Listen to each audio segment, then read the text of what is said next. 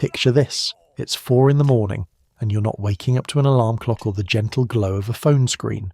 You're waking because your body has learned through months of brutal conditioning that if you don't get the forge lit before dawn, you'll lose half the day's work. And losing half a day's work when you're forging armour means losing money. You don't have disappointing a client who could ruin you, and possibly watching your family go hungry. So you peel yourself off a straw mattress that's done nothing for your back, and you stumble through darkness so complete that you're navigating by memory, and the faint smell of yesterday's coal smoke still clinging to your hair. The forge is attached to your home because of course it is, where else would it be? And the moment you step into that workspace, the cold hits you like a physical wall. We're talking about medieval England or France or the German states, places where winter doesn't ask permission before seeping through every gap in the timber and thatch. Your breath makes clouds, your fingers are already stiffening, and somewhere in the corner, buried under a wool blanket that's seen better decades, your apprentice is curled up next to the banked coals, the only source of warmth in the entire building. Now, before you get comfortable with this mental image, take a moment to like the video and subscribe, but only if you genuinely enjoy what I do here. I'm curious, where are you watching from and what time is it there? Drop a comment and let me know if you're cozier than a medieval blacksmith at 4 AM, which, let's be honest, you definitely are. Here's what you need to understand. Lighting a forge isn't like flicking a switch. It's not even like lighting a campfire. You're working with a stone or brick hearth that's about waist high, filled with a bed of charcoal that you banked last night, meaning you buried live coals under a layer of ash and coal dust, praying they'd stay hot enough to rekindle, but not so hot they'd burn through your entire fuel supply while you slept. If you did it right, there's still a faint red glow somewhere in that grey pile. If you did it wrong, you're starting from scratch. And scratch means flint and steel and a whole lot of cursing under your breath while your apprentice pretends to still be asleep. You kneel your knees protesting because they always protest these days, and you start gently blowing on the ashes. Not too hard, or you'll scatter them and lose the ember, not too soft or nothing happens. Just right, like some kind of fairy tale, except the consequences of getting it wrong aren't a talking wolf, they're a dead forge and a furious knight showing up at noon expecting progress on his custom breastplate. When that first little flame catches, it is almost spiritual. Historians still argue whether medieval smiths had any formal religious rituals around their forges, but anyone who's ever coaxed fire from near death knows it feels like prayer.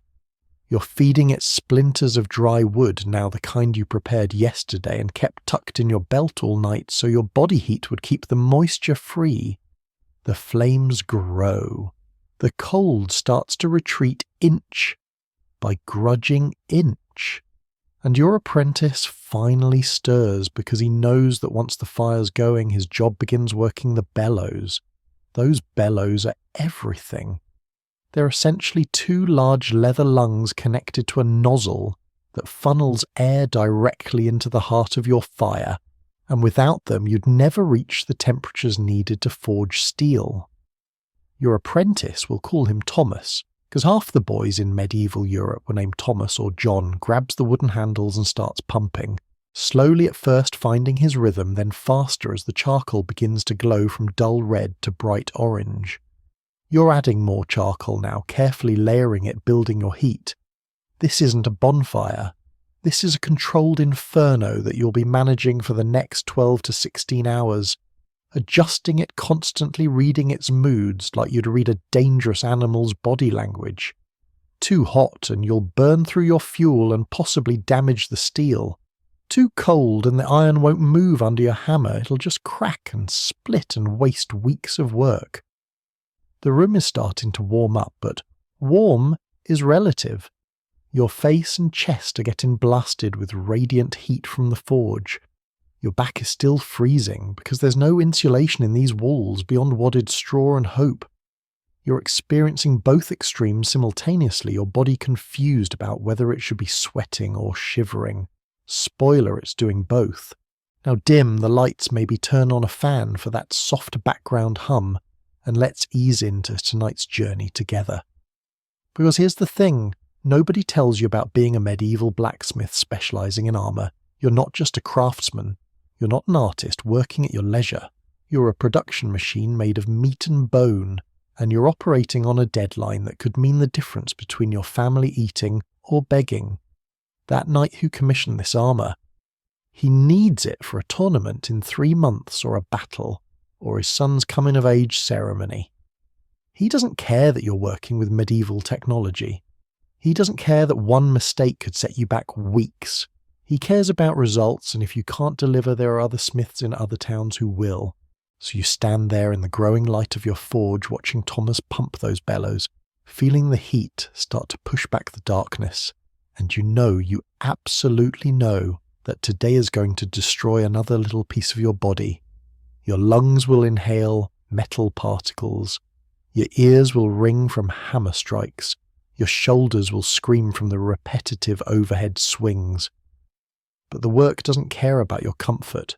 The iron is almost ready. You can tell by the colour, by the way the light dances across the coals. And when it's perfect, that perfect yellow-white, that means the metal is soft enough to shape, but not so hot it's starting to spark and throw off burning stars. You'll pull it from the fire with your tongs, and you'll have maybe 45 seconds before it cools too much to work. 45 seconds to transform raw material into something that might save a man's life, or just as likely fail and get him killed. Welcome to the forge. The sun isn't even up yet and you're already exhausted. Your body's a catalogue of damage. Stand in front of any reflective surface, though you won't because polished metal is expensive, and mirrors are for the wealthy, and you'd see a man who looks 15 years older than his actual age. You're probably 32. You look 47. And that's if you're lucky. Let's start with your hands because they tell the whole story. Your palms are leather, not metaphorically leather like actual leather. The skin has thickened from years of gripping hammer handles that get slick with sweat, from touching metal that's still warm enough to hurt, but not quite hot enough to burn completely through. Your fingertips have lost some sensation. There's a spot on your right thumb where you can press a hot coal and feel only distant pressure, no pain. You discovered this party trick 2 years ago, and it stopped being impressive when you realized it meant nerve death. The scars are everywhere. Some are thin white lines from when you miscalculated and grabbed cooling metal with your bare hand instead of tongs. Others are thicker, angrier, the kind you get from molten slag spitting out of the forge and landing on exposed forearm skin.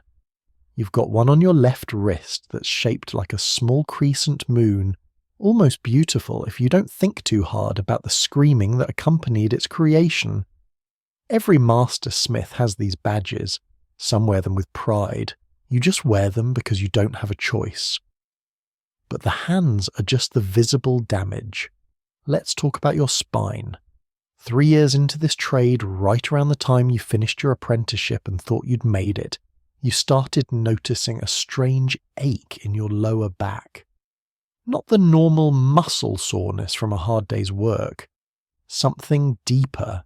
Something that didn't go away when you rested. That's because forging armor isn't like forging horseshoes or door hinges. Armor requires large pieces of steel, and large pieces of steel are heavy. You're not delicately tapping away at jewellery. You're swinging a 4-pound hammer in overhead arcs, bringing it down with enough force to move red-hot metal, and you're doing this hundreds, sometimes thousands of times per day. Your body is adapted by curving. Your shoulders hunch forward slightly, a permanent defensive crouch from leaning over the anvil. Your right shoulder sits higher than your left because that's your hammer arm, and the muscles have overdeveloped in ways that pull everything out of alignment. Historians still argue whether medieval labourers had any understanding of ergonomics or body mechanics, but the evidence is in every cemetery excavated. Blacksmith skeletons show compressed vertebrae bone spurs and signs of chronic inflammation that must have been agony. You know this ache intimately.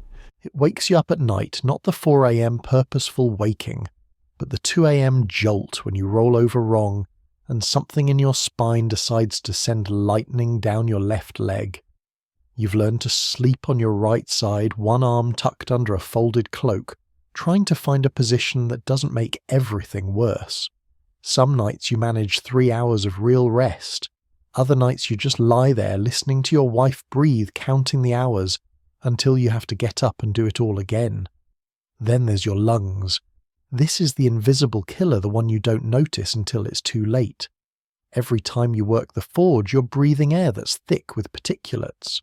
Coal smoke, yes, but also metal dust. When you hammer hot steel, tiny fragments break off and become airborne. They're small enough that you don't see them, don't feel them going down, but they accumulate, they settle. And over years, over decades, if you live that long, they turn your lung tissue from pink and elastic to grey and stiff. You've started noticing it on cold mornings. That wet cough that won't quit, the one that produces dark phlegm, you've learned not to examine too closely. Sometimes there are black flecks in it. Sometimes, if you've been working with iron that had rust, there's a brownish tinge. Your breathing has become slightly laboured when you climb the hill to the charcoal seller's house. You tell yourself it's just age, just normal wear and tear, but you've seen the old smiths, the ones who made it to 50. You've heard them wheezing, watched them work half days because their bodies simply won't give them more. Your hearing is going too. This one's not subtle. Every strike of hammer on anvil creates a sharp metallic ring that's probably around 100 decibels, about as loud as a chainsaw, though you don't know what a chainsaw is and won't for another 600 years.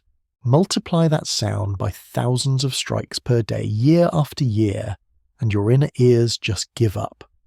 You've noticed that conversations sound muffled now, like people are talking through wool. Your wife has to repeat herself. Your children have learned to stand directly in front of you when they speak, making sure you can see their mouths. There's a ringing too, a high-pitched whine that lives in your head, now constant and unchanging. It's worse at night when everything else is quiet. Some smiths, you know, have it so bad they can't sleep without drinking themselves into unconsciousness. You're not there yet, but you understand the temptation. And let's not forget the burns. Oh, the burns! You've got them in layers stratified across your arms like tree rings marking each year of your career. Some are old and silvery, barely noticeable. Others are fresh, still pink and tender, maybe from last week when a spark jumped and caught you right above the elbow. You've developed a kind of hierarchy of burns in your mind, the ones you can ignore, the ones that make you hiss between your teeth, but keep working, and the rare, terrifying ones that actually make you stop and plunge your arm into the water trough, while Thomas stares with wide, frightened eyes. Your feet hurt constantly because you're standing on packed earth or stone all day. Your knees are starting to make sounds they shouldn't make. You've got a suspicious lump on your right forearm that's probably just scar tissue but might be something worse. You've chosen not to think about it too hard because what would you do about it anyway? You can't afford a physician, and the barber surgeon down the street is better known for killing people quickly than healing them slowly. This is your body at 32. This is what 3 years of masterwork and 7 years of apprenticeship before that have cost you. And you're not even halfway through your career assuming you live to see 50, which is optimistic in an era where infected cuts turn into death sentences and winter coughs become lung fever. But the worst part, the absolute worst part, you wouldn't trade it. Because this broken, aching, scarred body is also the one that knows how to transform raw iron into art. It's the body that made the breastplate currently protecting Lord Ashford's chest. It's the hands that forged the gauntlets that let Sir Geoffrey grip his sword even after his fingers were crushed at Agincourt. You're paying for this knowledge with your flesh. The question isn't whether it's worth it. The question is how much more you can afford to pay before your body simply refuses to work anymore. Thomas is 12 years old and he's been living with you for 8 months now. His father, a carpenter, 2 villages over, paid you 3 silver pennies and a promise of future work to take the boy on as an apprentice. That's how this works. Parents with too many mouths to feed send their sons to learn a trade, and you get cheap labour in exchange for teaching skills that took you a decade of pain to acquire. It's a transaction wrapped in the language of mentorship, and everyone pretends it's noble. Right now, Thomas is pumping the bellows with a rhythm that's almost hypnotic. Push, pull, push, pull. His thin arms working the wooden handles, his whole body leaning into each stroke because he doesn't weigh enough to make it easy. The bellows wheeze and sigh, forcing air through the tuyere that's the metal nozzle that directs the airflow into the forge's heart, and the coals respond by glowing brighter, hotter, angrier. He's good at this, you have to admit. Some apprentices fight the bellows, trying to force them too fast or pulling too hesitantly. Thomas found his rhythm within a week. He's got the kind of quiet competence that makes you think he might actually survive this trade, might actually make it to journeyman status without losing a hand or getting kicked out for incompetence. But right now, watching him work in the pre-dawn darkness, you're mostly thinking about how desperately he wants to stop. You can see it in the way his shoulders are starting to hunch, the way his breathing has shifted from steady to laboured.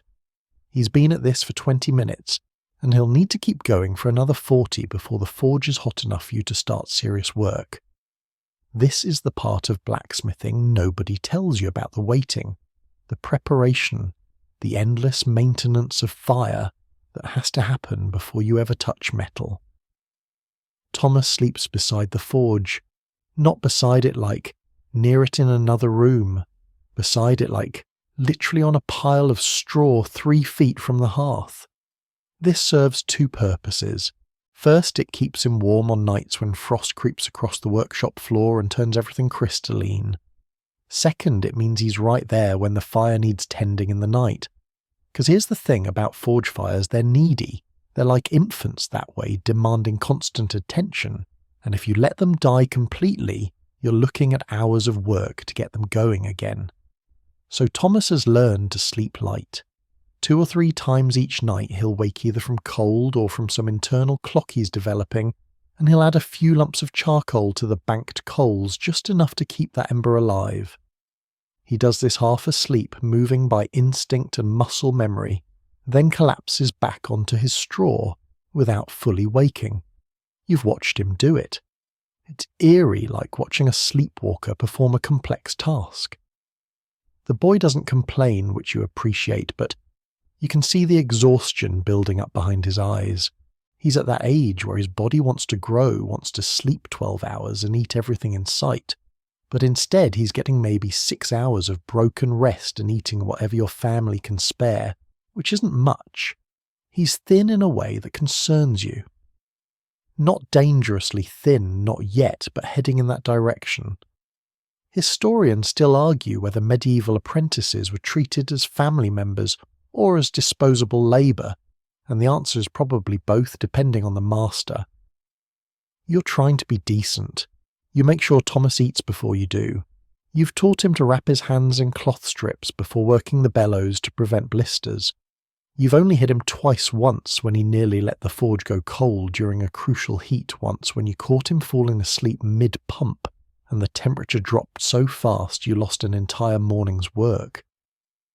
That second beating still bothers you, not because you think you were wrong, he needed to understand the consequences, but because of the look in his eyes afterward. Not anger, not even fear really, just resignation, like he was accepting that this is what his life is now. Exhaustion, pain, and the occasional smack from a master who's too tired and stressed to be patient.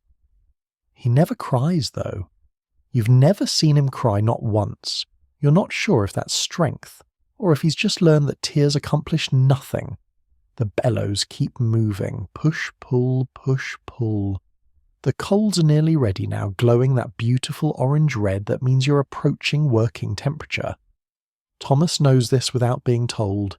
He's watching the colour the same way you're adjusting his rhythm slightly, preparing for the moment when you'll nod at him, and he can finally stop.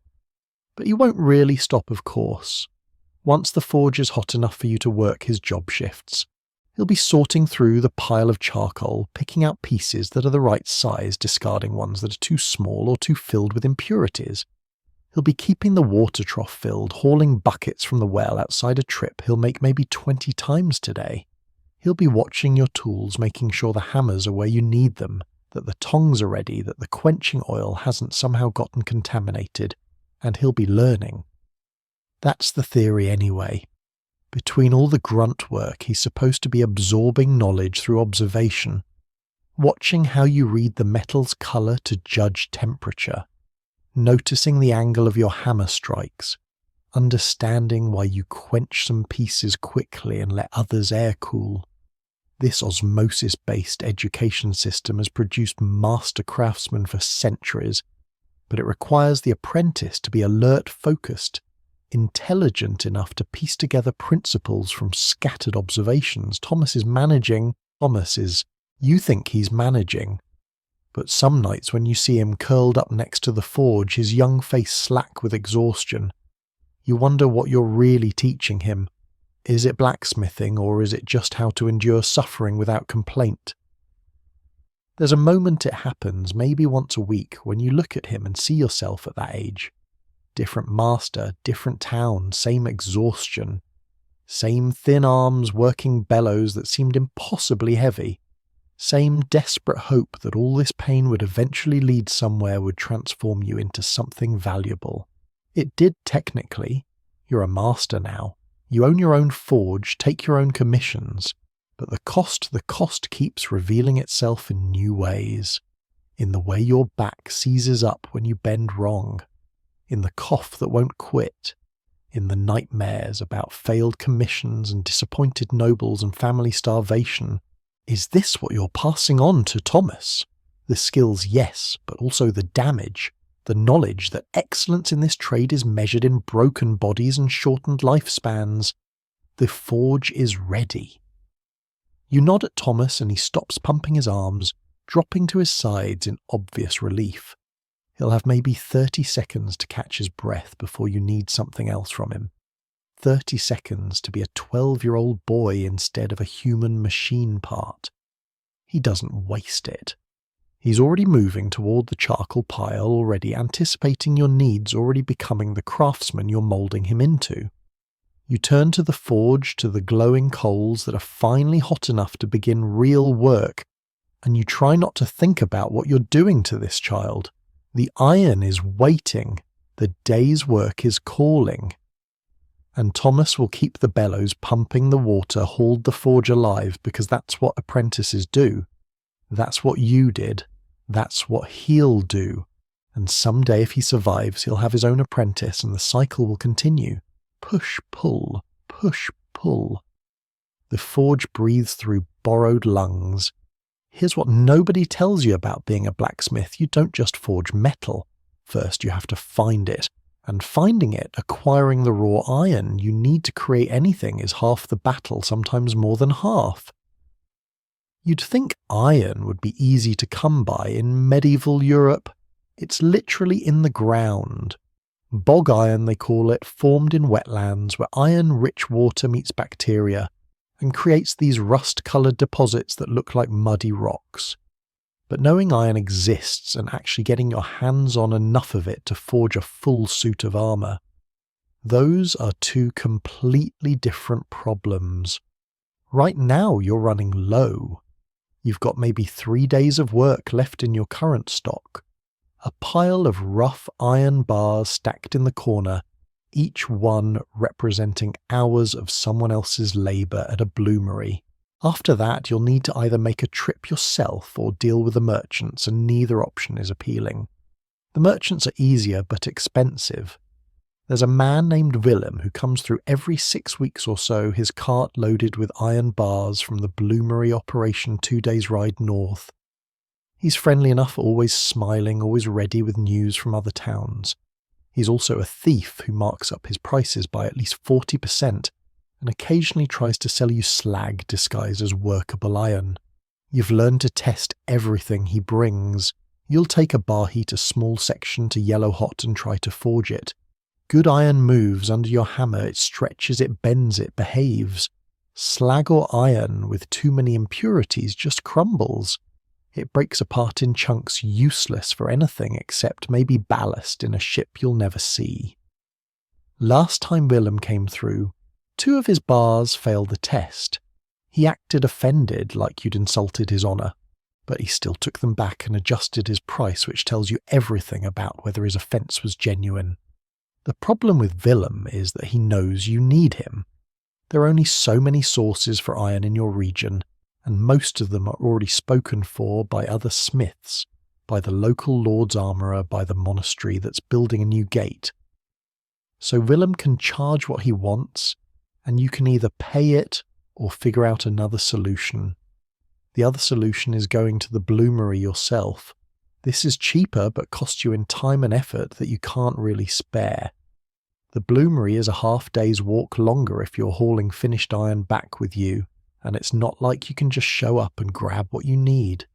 The bloomery operates on a schedule. They smelt iron maybe once every 2 weeks, and the whole process takes 3 to 4 days from start to finish. If you want to be there for the smelt to make sure you get quality bloom before anyone else picks through it, you're looking at nearly a week away from your forge. A week where you're not working on the breastplate that's already overdue. A week where Thomas is left alone, well, not alone, your wife checks on him, but essentially unsupervised, keeping the forge barely alive, and probably terrified that something will go wrong, and it'll be his fault. You've done it before, made the trip. It's miserable in ways that are hard to describe. You're walking through whatever weather is happening, and medieval roads don't care about your comfort, carrying enough food for the journey, plus maybe some extra to trade. You're sleeping rough or paying for space on someone's floor, and when you finally arrive at the bloomery, you're watching men work a process that seems like it shouldn't work but somehow does. They start with ore, those bog iron deposits, or sometimes better ore if they found a decent vein, and they pile it into a clay furnace that's maybe chest high. They layer it with charcoal, light the whole thing, and then they just wait and pump bellows. And wait some more. For 3 days they're keeping that furnace at temperature, letting chemical reactions happen that medieval people don't fully understand but have learned to control through generations of trial and error. What comes out is called bloom, a spongy mass of iron mixed with slag, maybe weighing 40 or 50 pounds. It's not pure, it's not even close to pure, but it's iron, genuine iron. And the next step is to hammer it while it's still hot, squeezing out the slag, compacting the metal, turning that spongy mass into something dense enough to work with. This hammering is brutal work. You've helped with it before, taking turns with the bloomery workers, everyone swinging sledgehammers at this glowing lump, and it's like beating a stubborn animal into submission. Sparks fly. Slag oozes out in molten drops. Your arms scream after 20 minutes, and this goes on for hours. What you end up with after all that effort is a bloom that's been compacted into a rough bar shape, maybe 20 pounds of workable iron. 20 pounds from 50 pounds of starting material. The waste is staggering. And that 20-pound bar, that's maybe enough for a breastplate if you're efficient and don't make mistakes.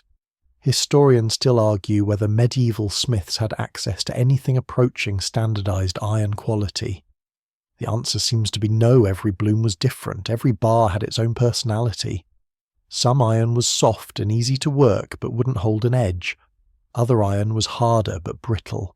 The really good stuff, the iron that was both workable and strong, that was rare enough that smiths would hoard it, save it for special commissions.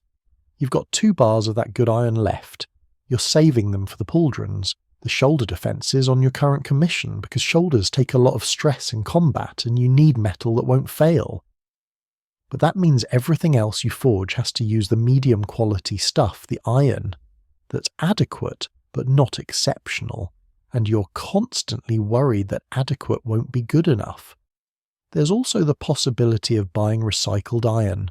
Old hinges, broken tools, failed forgings from other smiths. Anything metal can theoretically be melted down and reworked.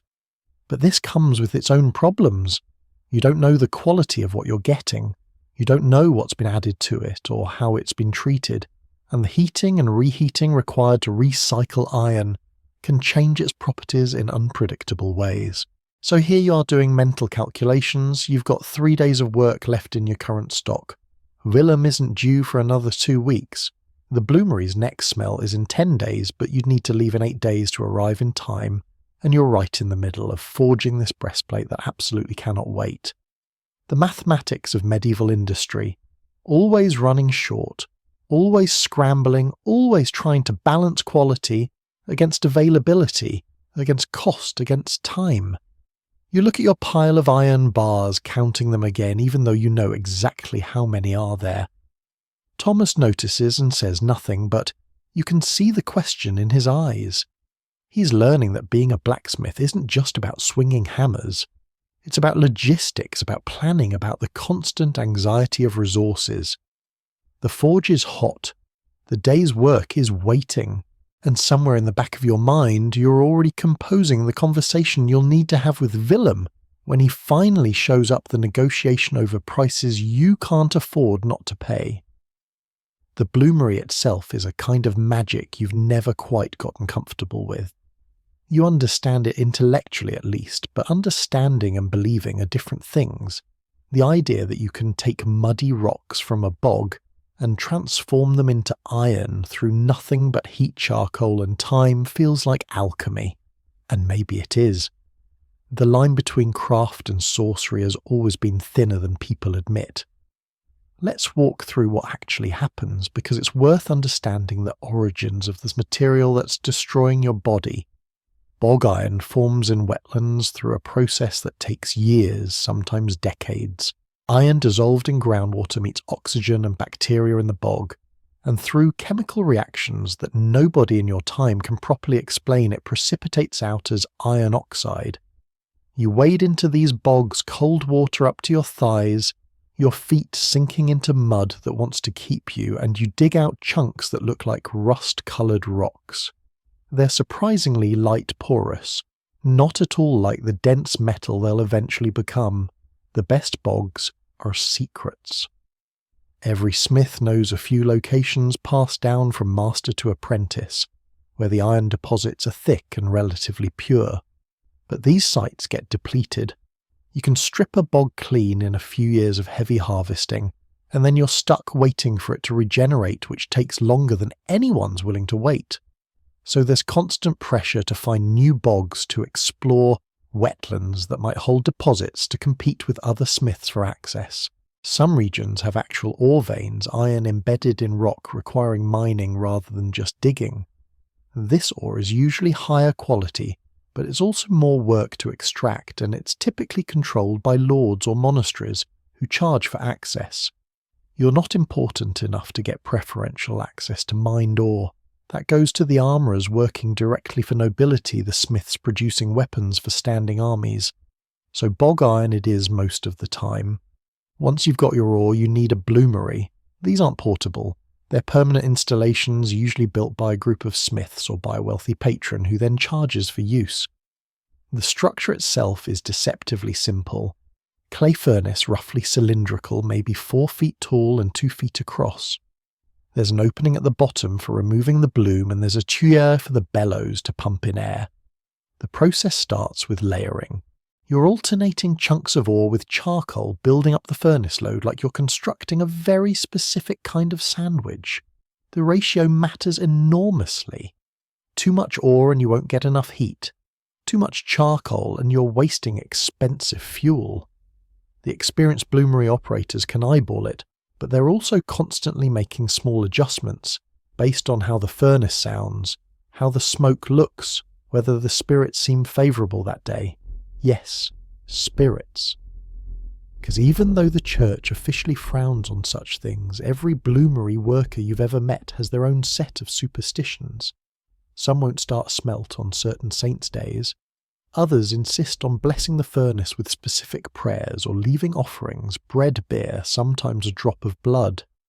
Historians still argue whether these practices are remnants of pre-Christian beliefs or just the natural human response to working with processes that feel unpredictable and dangerous.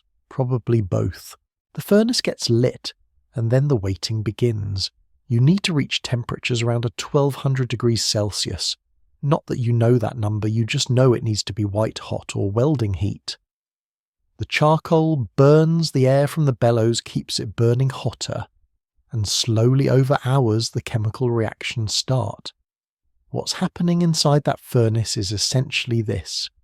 The carbon from the charcoal is pulling oxygen away from the iron oxide in the ore. The iron freed from its oxygen partner melts and starts pooling, but it doesn't melt cleanly. There are impurities in the ore, silica, other minerals, and these combine with some of the iron to form slag, a glassy substance that's lighter than iron and floats on top. After 3 days of constant attention, of keeping the temperature steady, of adding more charcoal, of watching and listening and praying, you finally break open the bottom of the furnace, and there it is, the bloom. It's glowing orange-red, radiating heat you can feel from 5 feet away. It looks organic somehow, like a glowing tumour, or a small sun that's been trapped in clay and is now finally free. This is the moment where everything can still go wrong. The bloom needs to be worked immediately while it's hot.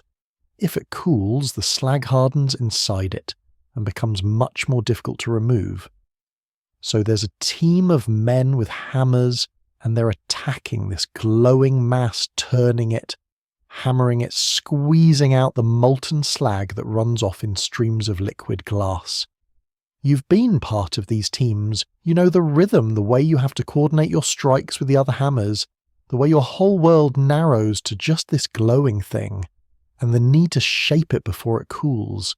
It's hypnotic, it's exhausting, and it's where you learned that iron isn't just a material, it's a living thing that has to be convinced to take the form you want. The bloom gets worked down from 50 pounds to maybe 20 or 25 pounds of relatively clean iron. The rest is slag waste, the price you pay for transformation. That iron bar, still rough, still containing some impurities, is what you'll eventually take back to your forge and work into armour. But here's what keeps you up at night. Every piece of armour you make requires multiple bars. A full suit might need 10 or 12 bars each, one representing 3 days of bloomery work, plus all the hours of mining ore and producing charcoal. You're not just forging metal, you're forging concentrated time-compressed labour, the efforts of dozens of people across weeks or months. And if you mess up, if you overheat a piece and burn the iron, or crack it through bad hammering, or misjudge the quench, and end up with something brittle, you're not just wasting metal. You're wasting all that accumulated work. You're erasing days of other people's lives. The weight of this sits on you constantly.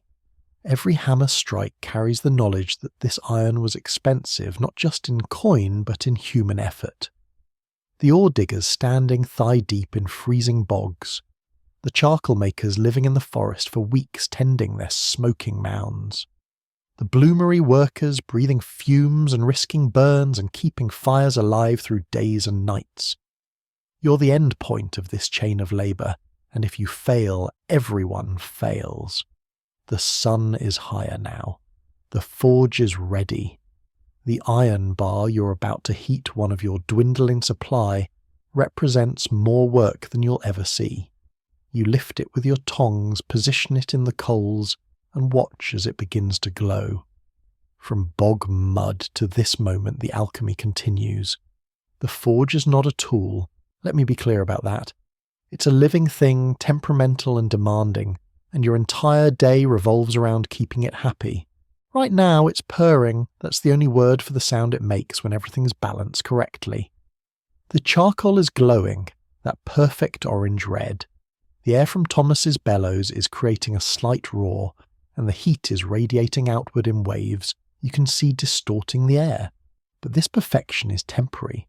Maintaining forge temperature is like trying to hold water in your cupped hands possible, but requiring constant attention and adjustment, and you're doing this without any of the tools that would make it easier. No thermometers, no temperature gauges, no digital readouts telling you you've hit 1100 degrees Celsius. You've got your eyes, your experience, and a colour chart that exists only in your memory. Here's how you read the forge by colour. Metal, when heated, glows in a predictable spectrum. It starts at a dull red that's around 500 degrees Celsius, though again you don't know the numbers. This is too cool for forging. The metal won't move properly under your hammer. It'll just dent and crack and ruin your work. So you wait watching the iron bar you've placed in the coals, watching it slowly brighten. Cherry red comes next. This is warmer, maybe 800 degrees. You can do some work at cherry red bending light shaping, but it's not ideal. The metal is still resistant, still holding back. You'll exhaust yourself trying to force it. Orange is better. Bright orange, the colour of a summer sunset, means you're approaching real working temperature. The metal is starting to become plastic, willing to move, but you're still not quite there. Yellow. Yellow is where magic happens. When your iron bar glows yellow, a clean, bright yellow, like fresh butter, you're at forging temperature. The metal is soft enough to shape, significantly hard enough to hold its form between strikes. This is your window, and it's smaller than you'd like. Maybe 60 seconds before the colour starts to fade, before you're back down into orange and then red, and then you need to reheat everything. There's a yellow-white too, even hotter. This is welding temperature, when you can forge weld two pieces of iron together, making them one. But it's dangerous territory. Go much hotter and you reach white, sparking white, and that's where you're burning the metal, destroying it at a molecular level. You've seen smiths, usually apprentices, usually overconfident, push too hard for heat, and end up with iron that sparks and spits and becomes grainy and useless. So you're constantly monitoring colour. The iron bar in your forge right now is climbing from red to orange. You're watching it like a hawk watches a mouse, waiting for that perfect yellow. Thomas is watching too, learning to recognise the colours, though he's not quite there yet. Last week he thought a piece was ready and you had to stop him from pulling it out. Too soon. Still orange. He's learning. But colour is only part of the equation. You're also listening. The forge has a voice and it tells you things if you know how to listen. Right now it's making that purring sound, a steady rushing whisper of air moving through glowing charcoal. This is good. This means airflow is balanced, heat is distributing evenly. Sometimes the forge coughs. That's when a pocket of gas in the charcoal ignites, suddenly creating a small pop or hiss. It's not dangerous, just annoying. It can create cold spots or hot spots, little temperature variations that affect your work. When the forge coughs too much, you know the charcoal quality is poor, full of impurities or moisture. Sometimes the forge goes quiet. This is bad. This means airflow has been blocked. Somehow maybe the ash bed has compacted. Maybe the tuyere has gotten clogged. When the forge goes quiet, you've got maybe 30 seconds before the temperature drops below useful levels. Thomas has learned to recognise this sound, or rather this absence of sound, and he'll adjust the bellows or you'll quickly rake through the firebed, clearing obstructions. The worst sound is screaming. This happens when there's a crack in the tuyere, or the bellows seal is broken and air is escaping where it shouldn't. It's a high-pitched whistle. That means you're losing efficiency, losing heat, and you'll need to stop everything and make repairs before you can continue. You've lost entire days to tuyere repairs. Then there's the smell. Charcoal smoke has its own signature woody, slightly sweet, nothing like coal smoke, which will come along in a few centuries and smell completely different, but you can smell variations in the charcoal quality. Good charcoal made from dense hardwood burns clean and steady. Poor charcoal made too quickly or from green wood smells acidic and produces more smoke than heat. You can also smell when something's wrong with the metal. Iron, when it's heating, normally doesn't smell like much. But if you've got significant impurities, sulfur for instance, you'll get a distinctive odour as it burns off. Some smiths claim they can identify the origin of iron just by smell. You're not quite that good, but you can tell when Willem has sold you substandard stock. Your iron bar is yellow now. Perfect yellow. This is your cue. You grab your tongs, long-handled tools that are themselves scarred and heat-treated from years of use, and you pull the glowing bar from the forge. The heat hits your face immediately, a blast of thermal radiation that makes your eyes water. You've learned not to blink, not to look away. You need to see what you're doing. The bar goes onto the anvil. Your anvil is your other essential piece of equipment, a massive block of iron, maybe 150 pounds mounted on an oak stump that's sunk deep into the earth. The face of the anvil is slightly convex, polished smooth, from years of hammer strikes. The edges have developed their own character, little dings and marks, each one a story of a missed strike or an experiment that didn't quite work. You raise your hammer, 4 pounds of iron on a wooden handle balanced specifically for your grip, your arm length, your strength. The hammer is an extension of your body now. You don't think about swinging it any more than you think about walking. The first strike rings out. It's not just a sound, it's a note, a specific pitch that tells you about the metal's hardness, the anvil's condition, the accuracy of your strike. A clean hit produces a clear bell-like ring. A glancing blow sounds dead muffled. You're listening to this ring the same way a musician listens to their instrument, making micro-adjustments with each strike. Strike, ring, strike, ring. The metal moves under your hammer, spreading slightly, elongating. You're not just hitting it randomly. Each strike is placed precisely overlapping slightly with the previous one, walking across the metal surface in a pattern you've internalized through thousands of hours of practice. The yellow is fading to orange. You've got maybe 10 more seconds. You work faster, reading the metal's resistance through the hammer's rebound. When metal is at perfect temperature, your hammer bounces slightly after each strike. When it's cooling, the bounce diminishes, the hammer sticks more. Orange. Back to cherry red. Time's up. The bar goes back into the forge. Thomas pumps harder to boost the heat, and you wait for the colour to climb again. This is forging. Not the dramatic shower of sparks Hollywood version. Just this heating, striking reheating. Reading colours, listening to sounds, feeling feedback through tools that have become extensions of your nervous system. The forge breathes. The metal glows. The hammer rings its ancient song. And you do it again.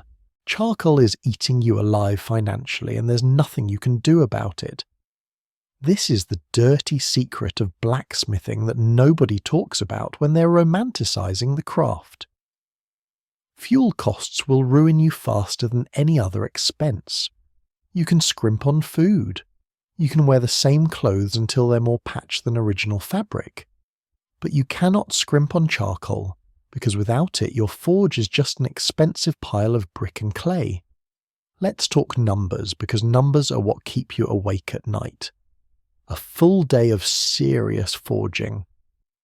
The kind of work you're doing right now on this breastplate requires approximately 1 full sack of charcoal.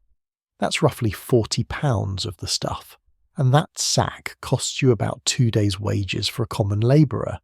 Except you're not making common labourer wages every day, because sometimes you're between commissions or waiting for clients to pay, or dealing with clients who dispute your prices. You go through 5 to 6 sacks per week when you're working steadily. That's 10 to 12 days of labourer wages just on fuel per week. And you haven't even bought food yet, or paid for iron, or handled any of the other dozen expenses that come with running a forge. The charcoal itself comes from the forest, obviously, but it's not like you can just grab some wood and toss it in your forge. Wood burns too fast, produces too much smoke, and doesn't generate the intense sustained heat you need for metalwork. Charcoal is wood that's been partially burned in a low-oxygen environment, a process called pyrolysis, though you don't know that word. What you know is that it takes a specialized team of charcoal burners living in the forest for weeks at a time to produce the stuff you need. These charcoal burners are their own strange breed. They build enormous mounds of wood, carefully stacked logs arranged in specific patterns, and then they cover the whole thing with turf and earth, leaving just a few small vents. They light the pile from the top, and then spend the next week monitoring it, constantly adjusting the vents, making sure it smoulders rather than burns. Too much oxygen, and the whole thing catches fire, destroying the wood instead of converting it. Too little oxygen, and the process stalls out. It's an art form, really, and the burners guard their techniques jealously. You've seen the mounds smoking in the forest, these dome-shaped structures that look like burial mounds, grey smoke trickling from various points. The burners live in crude shelters nearby, watching their mounds day and night. They can't leave. If a mound is left unattended and catches fire, that's a week of work and valuable timber destroyed. When the process finishes, when the burner judges through experience and instinct that the conversion is complete, they seal all the vents and let the mound cool for several days. Then they break it open and harvest the charcoal black lightweight and absolutely essential to your survival. The problem is that forests are finite. Good timber is increasingly scarce because everyone needs it. Construction needs it. Shipbuilding needs it. Every other blacksmith needs it. The nobility wants it for their hunting lodges and new manor houses. And the charcoal burners are working deeper and deeper into the forests, which means longer transport times, which means higher costs. Some regions have started implementing forest management laws. You can only harvest from certain areas in certain years, giving the forest time to regenerate. This makes sense for long-term sustainability. It also means that when your designated harvest area is depleted, you're stuck waiting or paying premium prices to import charcoal from elsewhere. There's also quality variation. Charcoal from dense hardwoods, oak, beech ash is superior. It burns hotter and longer. Charcoal from softwoods or from young trees is adequate but wasteful. You need more of it to achieve the same results. The burners know this, obviously, and they charge accordingly. Premium charcoal from old-growth oak can cost nearly double what you'd pay for standard stuff. You're currently using mid-grade charcoal. Not the cheapest, because you learned that lesson the hard way when you tried to economize and ended up wasting 2 days fighting a forge that wouldn't maintain temperature. But not the premium stuff either, because you simply can't afford it, unless you're working on a commission that pays well enough to justify the expense. This means you're constantly calculating. Every piece you put in the forge, you're thinking about how many heats it will require. Every reheat is more charcoal consumed. If you misjudge and have to reheat a piece an extra time, because you didn't work it enough while it was hot, that's waste. That's money, literally going up in smoke. The efficient smiths, the ones who survive and even prosper, are obsessive about minimizing heats. They work quickly when the metal is at temperature. They plan their strikes in advance so they're not wasting precious seconds figuring out what to do next. They've developed the stamina to keep hammering even when their arms are screaming, because taking a break means the metal cools, and then you're burning more charcoal to reheat it. You're pretty efficient now after years of practice, but you're not perfect, nobody is, and every imperfection costs you. There's also the issue of banking the forge overnight. Remember how Thomas keeps the coals alive through the night? That's not free. Those slow-burning embers are consuming charcoal at a reduced rate, yes, but they're still consuming it. Over the course of a night, you might go through 5 or 6 pounds. Multiply that by every night of the year and you're looking at significant expense just to avoid the hassle of cold starting the forge each morning. Some smiths let their forges die completely overnight and restart fresh each day. This saves on overnight charcoal consumption but costs you in morning time and start-up charcoal. You've done the math both ways, and banking seems slightly more economical, assuming Thomas doesn't oversleep and let it burn too hot or die completely. Historians still argue whether medieval economies had sophisticated cost-benefit analysis, but every smith you know could tell you exactly how much each approach costs, because they've learned through painful trial and error. You don't need written ledgers when the difference between profit and ruin is measured in charcoal efficiency. The forest is maybe 2 miles from your workshop, close enough that you can walk there, far enough that hauling sacks of charcoal back is genuine labour. You've got an arrangement with one of the burners, a man named Godric, who's been doing this work for 30 years and whose hands are permanently stained black. He gives you decent prices because you're a steady customer, and you pay on time, which apparently many smiths don't. But even Godric's decent prices are crushing you. Last month, charcoal was 40% of your total expenses. 40%. more than iron, more than food, more than everything else combined. You eye the glowing forge, watching Thomas add another few pieces of charcoal, maintaining that perfect temperature. Each piece costs money, each glow costs money, the heat radiating against your face. That's your profit margin evaporating into the air. But there's no alternative. You need heat. Heat needs charcoal. Charcoal needs money.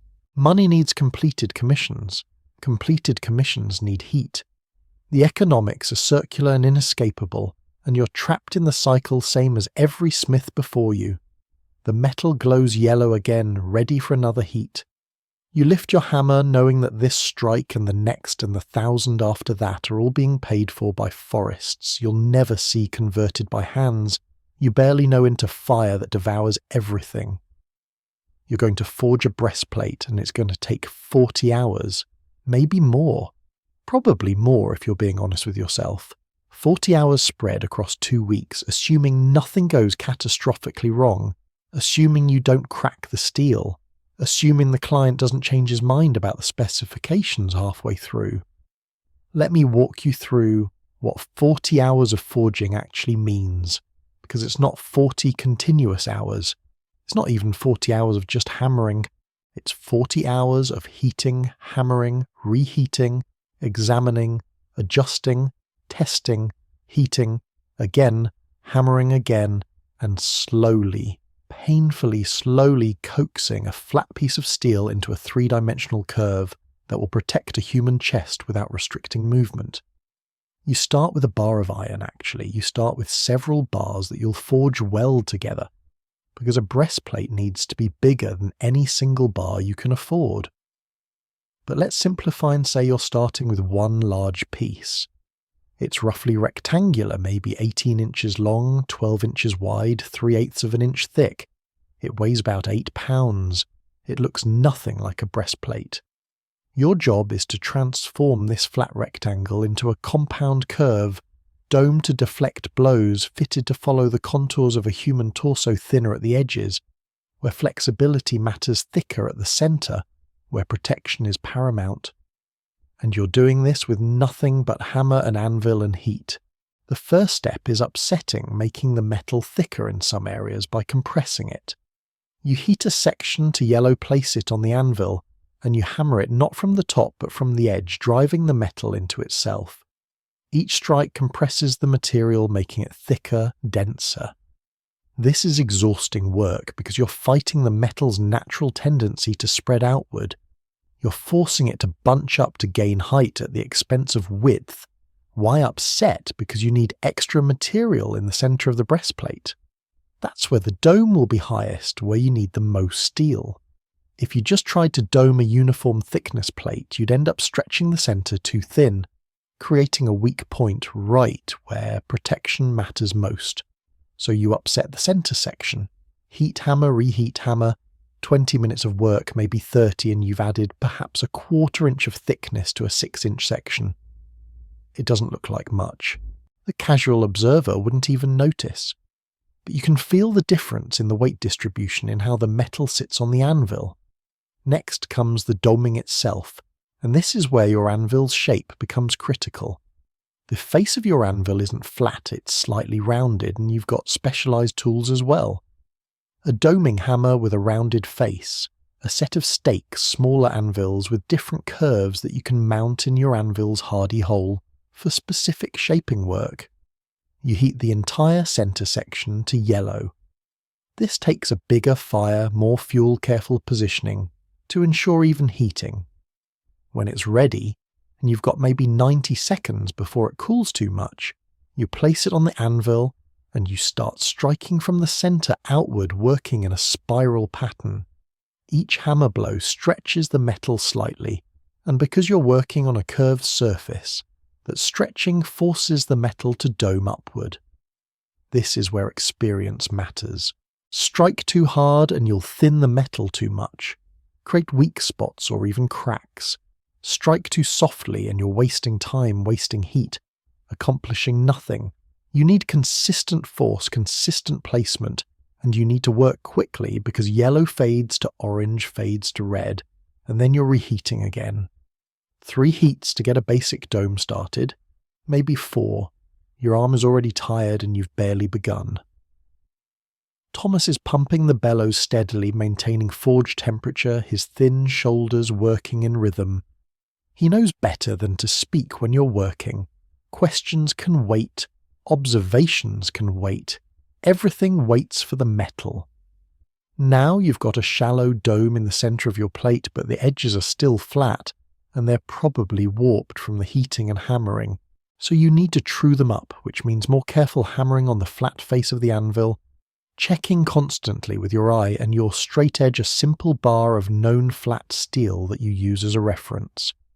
The edges need to be planished, smoothed through light, overlapping hammer strikes that remove the roughness left by heavy forging.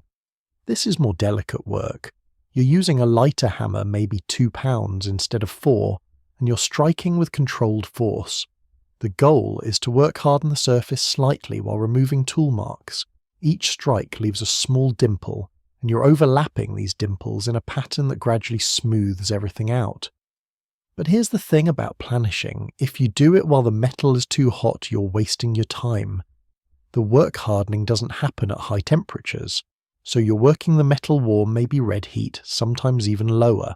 This means it moves less under your hammer, which means each strike accomplishes less, which means more strikes required, which means more time.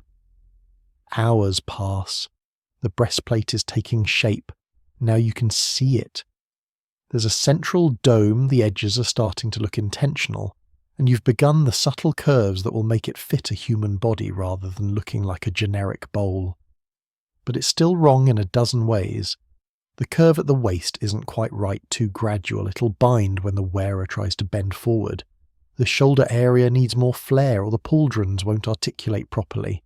So you heat specific sections and you work them individually. A dozen strikes here to deepen a curve. 30 strikes there to spread the metal and create more room. You're simultaneously thinking in 3 dimensions, visualizing how this will look on a body, how it will move, and in 2 dimensions because you're working on a flat anvil, and you need to mentally translate between the flat work surface and the curved final product. Your back is screaming now. That permanent ache has become acute pain, the kind that makes you catch your breath between hammer strikes. You've been at this for 6 hours with only a brief break to eat some bread and cheese, and you're maybe 1/3 done with the rough shaping. Maybe. Thomas brings you water and you drink it without looking away from the work. The breastplate is starting to have personality now. You can see its strengths, the dome is good, the central thickness is right. You can also see its flaws. There's a slight asymmetry in the waist curves that you'll need to correct, and one edge is a hair thicker than the other. You heat it again, the whole piece this time, and you start working on that asymmetry. The metal resists because it's already been worked, already has internal stresses. You're not just shaping blank metal anymore, you're reshaping metal that has opinions about what shape it wants to be. 40 hours. You're 6 hours in, and you've got the rough form. Tomorrow you'll refine the curves. The day after you'll start on the ridges and reinforcements. Next week, if all goes well, you'll begin the final planishing and the holes for rivets and straps. 40 hours to make one breastplate, and it has to be perfect because if it fails in battle, someone dies wearing your work. The anvil is singing to you and you're listening with your entire body. Most people think blacksmithing's about brute force, just hit the metal until it does what you want. Those people have never forged anything in their lives. Real smithing is about listening, about reading feedback through tools, about understanding a language spoken in vibrations and tones. Every time your hammer strikes the metal on the anvil, it produces a ring. Not just noise, a specific musical note with pitch duration and harmonics that tell you everything you need to know about what's happening at the point of contact. A clean, clear ring means your strike was true, the metal is at proper temperature, and the anvil is responding correctly. It's a sound you feel as much as hear resonating up through the hammer handle into your arm, your shoulder settling somewhere in your chest. This ring changes constantly based on dozens of variables. Strike the same piece of metal in the same spot with the same hammer, but do it 5 minutes later when the metal has cooled slightly and the ring shifts, becomes slightly flatter, slightly deader. The metal is telling you it's too cold now that you're wasting your effort. A few more strikes and the ring becomes a thud, all resonance gone. That's your cue to reheat. Ignore it and you'll crack the metal, or worse, crack your anvil. The pitch tells you about hardness. High-pitched rings come from hard work-hardened metal, or from striking thin sections. Lower tones come from softer metal or thicker sections. You're constantly adjusting your strikes based on these tones, working harder, where the metal is resistant, easing up where it's becoming thin and brittle. It's like playing an instrument, except this instrument can ruin you financially if you hit a wrong note. Then there's the rebound. When you strike properly heated metal at the right angle with the right force, your hammer bounces back. The metal acts like a spring, storing the impact energy and releasing it back through the hammer. This bounce is essential. It's what allows you to work quickly, developing a rhythm where the hammer rises naturally after each strike, and you're just guiding it through an arc, letting gravity and rebound do most of the work. But when the metal is wrong, too cold, too hot, wrong composition, the bounce changes or disappears entirely. Your hammer sticks or bounces erratically or rebounds too hard and nearly tears itself from your grip. You're reading these variations, constantly adjusting your strikes mid-rhythm without conscious thought. Your conscious mind is thinking about the shape you're creating. Your subconscious is handling the hammer feedback, making micro-adjustments to force and angle and timing. There's a rhythm you fall into when everything is right. Strike, rebound, swing, strike, rebound, swing. Your breathing synchronizes with it. Your heartbeat seems to match the tempo. Time does something strange, hours pass like minutes. Or maybe minutes stretch like hours. You're never quite sure. You enter a state that's almost meditative, where you and the work become the same thing. Historians still argue whether medieval craftsmen experienced anything like what modern people call flow states. But every smith knows this feeling. It's when the work stops being work and becomes something else. Your back still hurts, your arms still ache, but somehow it doesn't matter because you're locked into the rhythm and the metal is moving exactly as it should, and the sound of your hammer striking the anvil is the most perfect sound in the universe, until it's not. Until you hear a wrong note, a crack, a split, a tone that says something just broke and you snap back to full awareness, heart racing, checking the metal for damage. You're listening for other sounds too. The hiss when you plunge hot metal into the quench water. A clean hiss means even cooling. A sharp crack means thermal shock, uneven cooling, possible structural failure. The sound tells you in an instant whether your quench worked, or whether you just destroyed hours of effort. The scrape of metal on metal when you're filing or grinding. You can hear when you're removing material evenly versus catching an edge or working at the wrong angle. Experienced smiths can file in the dark, not that they do usually, because their ears tell them everything their eyes would. The clink when you tap a finished piece with your hammer. This is the final test. A properly forged, properly hardened piece of armor rings like a bell when struck lightly. The sound is clear, sustained, musical. A poorly made piece thuds or produces a dull clunk. Knights know this test. They'll tap your work before accepting it, listening for that ring that says the metal is sound. Thomas is learning to listen too. You catch him sometimes when he thinks you're not watching, tapping pieces with a small hammer and tilting his head trying to understand what the sounds mean. He's getting there. Last week he identified a crack in a piece you were working on, heard something off in the ring pattern and pointed it out. He was right. The crack was barely visible, but it was there, and if he hadn't caught it, you might have incorporated that flawed piece into a larger assembly. Your ears themselves are damaged, of course. The high-frequency hearing is mostly gone, killed by years of unprotected exposure to hammer strikes. But you can still hear the ranges that matter for your work. Your brain has adapted, becoming hypersensitive to the specific frequencies that carry information about metal and forge and anvil. You might not hear a whispered conversation across the room, but you can detect a quarter-tone shift in an anvil ring from 20 feet away. There's a poetry to it once you stop thinking about the permanent hearing loss. The forge has its voice, that rushing whisper of air and flame. The bellows have their wheeze and sigh.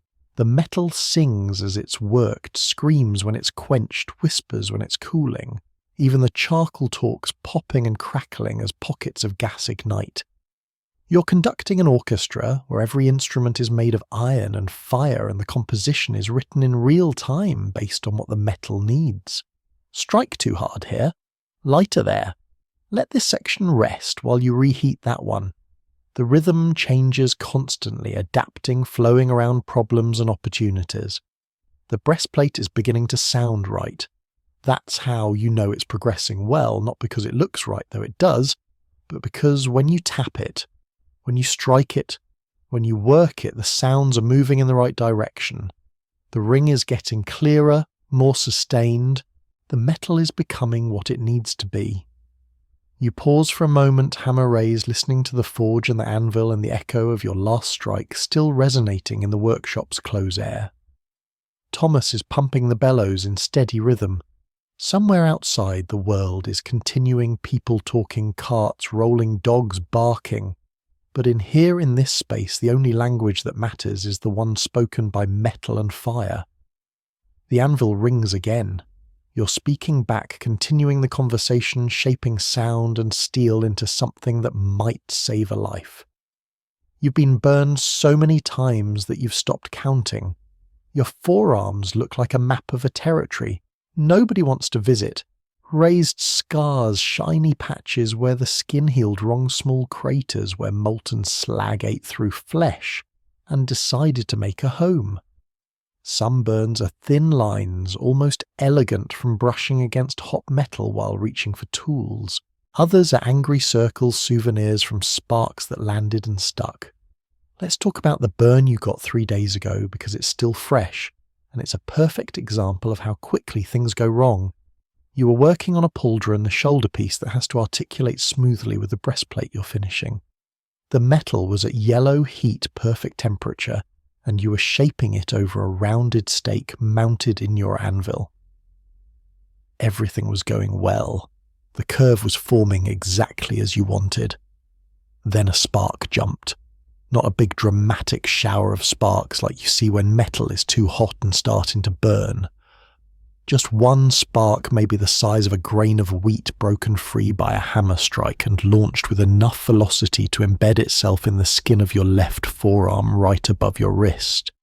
You felt it instantly, that sharp, specific pain that's different from every other kind of pain. Not a cut, not a bruise, not a muscle ache. The pain of skin actively burning, of flesh cooking. Your body screamed at you to react, to drop everything and deal with the fire that was eating you, but you didn't. You couldn't. The pauldron was at perfect temperature and you had maybe 30 seconds left before it cooled too much. Stopping meant reheating, meant wasting charcoal, meant losing your rhythm and position. So you kept hammering. 5 more strikes. 6. 7. The spark was still burning, you could smell your own skin cooking, could feel the pain radiating up your arm. 10 strikes. The curve was right. You dropped the pauldron into the water trough with your right hand, while your left hand was already moving to brush off the spark, but by then it had burned out on its own, having consumed enough of you to satisfy its brief hunger. The burn is maybe the size of your thumbnail, not large. But it's deep 3rd degree, though you don't know that medical terminology. The skin is white and grey in the centre, red, and angry around the edges. It's not bleeding because the heat cauterized it, sealed it shut. It's weeping clear fluid. Instead, your body trying to heal what it can. You wrapped it in a strip of cloth soaked in honey. That's the treatment everyone uses. Honey has properties that prevent infection, though nobody understands why. All you know is that honey-dressed wounds heal better than untreated ones, assuming they heal at all. The cloth is stained, now yellowish and damp, and the burn throbs with each heartbeat. This is normal. This is Tuesday. This is the price of forging. Your worst burn happened 2 years ago. You were quenching a sword blade, not your usual work, but a special commission, and you misjudged the weight. The blade was longer than you were used to, and when you plunged it into the water, it twisted in your tongs. Not much, just a fraction of an inch, but that fraction was enough for the hot metal to touch your right palm right at the base of your thumb. For a moment you didn't feel anything. The heat was so intense it killed the nerves before they could register pain. Then the nerves woke up, and you discovered new continents of agony you didn't know existed. You remember dropping the tongs. You remember Thomas's face going white. You remember plunging your hand into the water trough, and the steam rising and the sound you made, which wasn't quite a scream, but wasn't quite not a scream either. That burn took 3 weeks to heal enough for you to work again. 3 weeks of lost income, 3 weeks of watching your wife and children eat smaller portions because you weren't earning, 3 weeks of infection risk. The burn went deep enough that you could see tissue that you'd really prefer not to see, and every day you watched it for signs of red streaking or green discharge. That would mean gangrene. That would mean losing your hand. That would mean losing your livelihood. You still can't grip properly with that part of your hand. The scar tissue is thick and inflexible, and when you make a fist, that patch of palm doesn't compress the way it should. You've adapted. You grip your hammer slightly differently now, compensating without thinking about it. But on cold mornings the scar aches, like it's remembering the burn, reliving it in miniature. Every smith has these stories. You know a man named Walter, 2 towns over, who lost 3 fingers to a burn that went bad. The infection travelled up his hand, and he had to choose keep the fingers and risk losing the hand, or amputate early and salvage what he could. He chose amputation. He's still working, still smithing, but he can't do detail work anymore. No armour commissions, just rough work, hinges, brackets, farm implements. There's another smith, you don't know his name, just the story, who took a splash of molten slag across his face, blinded in one eye instantly. The other eye survived, but the scarring around it pulled his eyelid into a permanent squint. He stopped taking commissions because clients don't trust a half-blind smith to make armour that might save their lives. Last anyone heard, he was working in a bloomery doing the rough hammer work where precision matters less. Burns aren't accidents in this trade. They're inevitabilities, taxes you pay for working with material that glows. You don't ask whether you'll get burned today. You ask how badly, and whether it will force you to stop working. The small burns, the sparks, the brief contacts with warm metal, those you ignore entirely. They hurt sure, but they're background noise. Your pain threshold has calibrated itself upward over the years. What would send a normal person running for cold water barely registers on your scale. You've got burns right now, probably 3 or 4, that you haven't even consciously acknowledged, because they're below your threshold of care. The medium burns, like the one on your forearm, get honey and cloth. You keep working, but you're aware of them checking throughout the day to make sure they're not getting infected, adjusting your grip or your movements to avoid aggravating them. The serious burns, the ones that make you stop those, are the ones you fear. Not because of the pain, though the pain is extraordinary. Because of the time. Because of what stopping means for your family, for your commissions, for your reputation. A smith who's constantly injured is a smith who can't be relied upon. And in a trade where your reputation is everything, unreliability is a death sentence. Thomas watches you work with that burn on your arm, watches you grip the hammer despite the pain, and you can see him learning. Not just hammer technique or metal reading. He's learning that this trade demands pieces of your body as payment, and you give them without hesitation because the alternative is not eating. The metal glows yellow again. Your arm throbs. Your hand with the old scar aches. Somewhere on your right shoulder is a burn you got this morning that you've already forgotten about. You raise your hammer and strike, and another small spark breaks free and arcs through the air, like a tiny comet looking for somewhere to land. The water trough sits maybe 4 steps from your anvil, close enough to reach quickly when you need it far enough that stray sparks don't constantly evaporate its contents.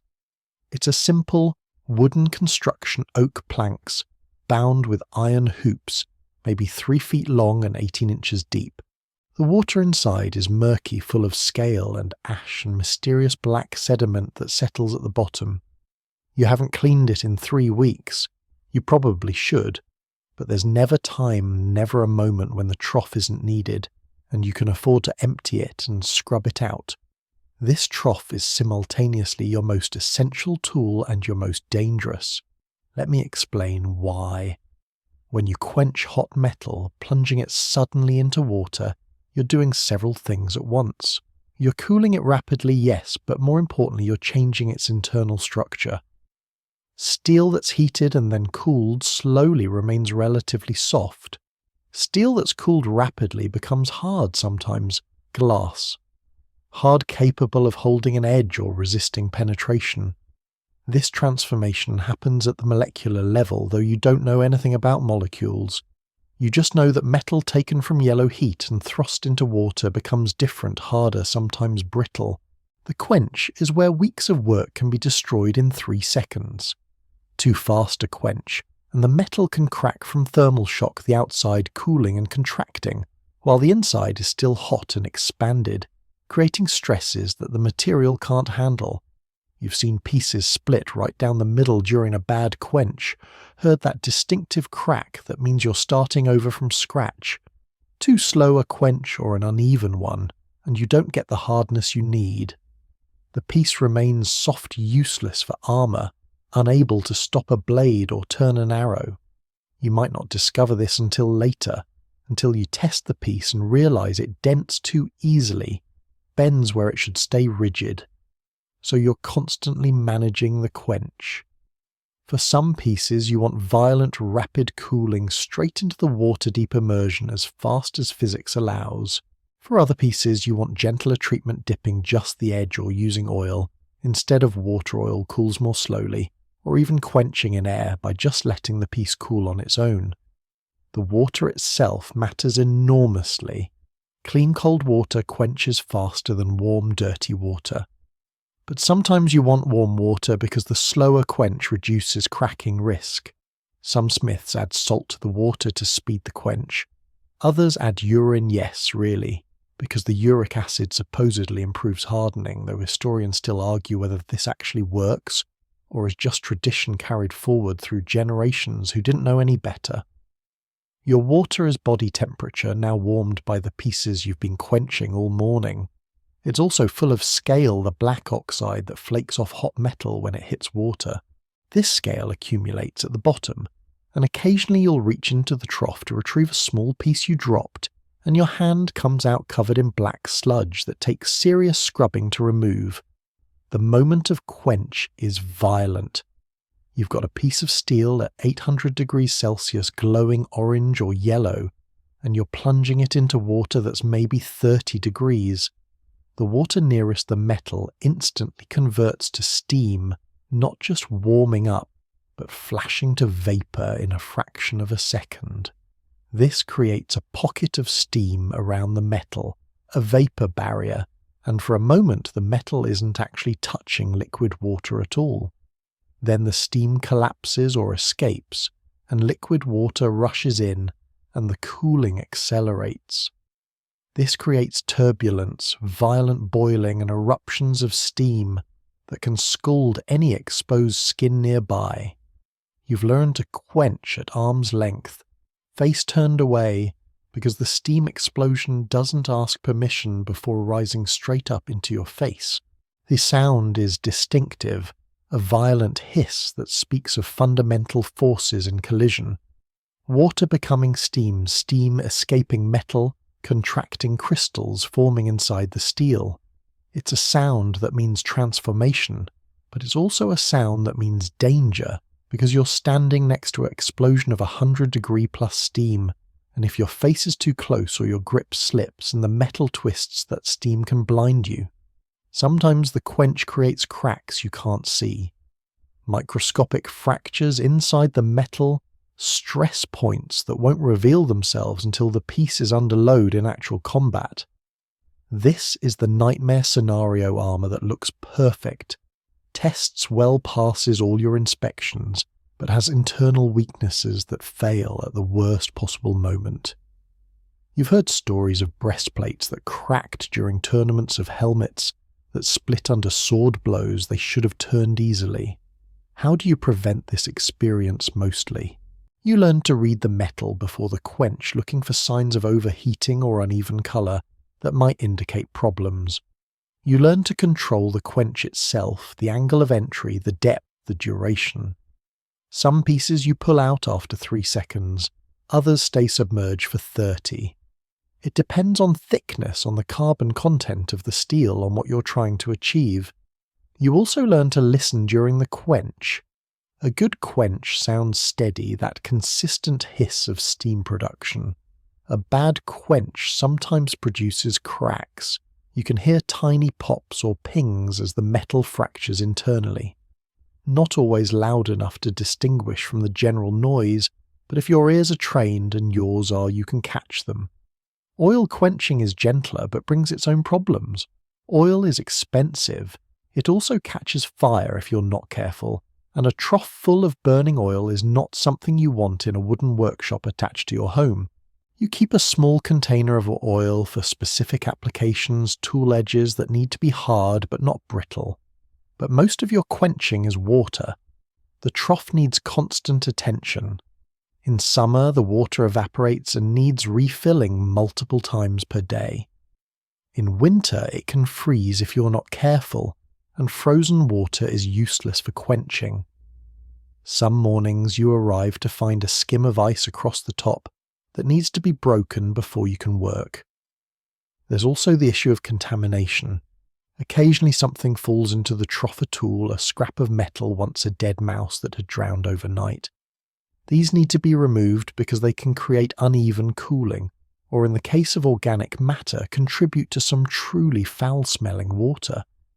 Thomas is responsible for keeping the trough filled, which means hauling buckets from the well outside.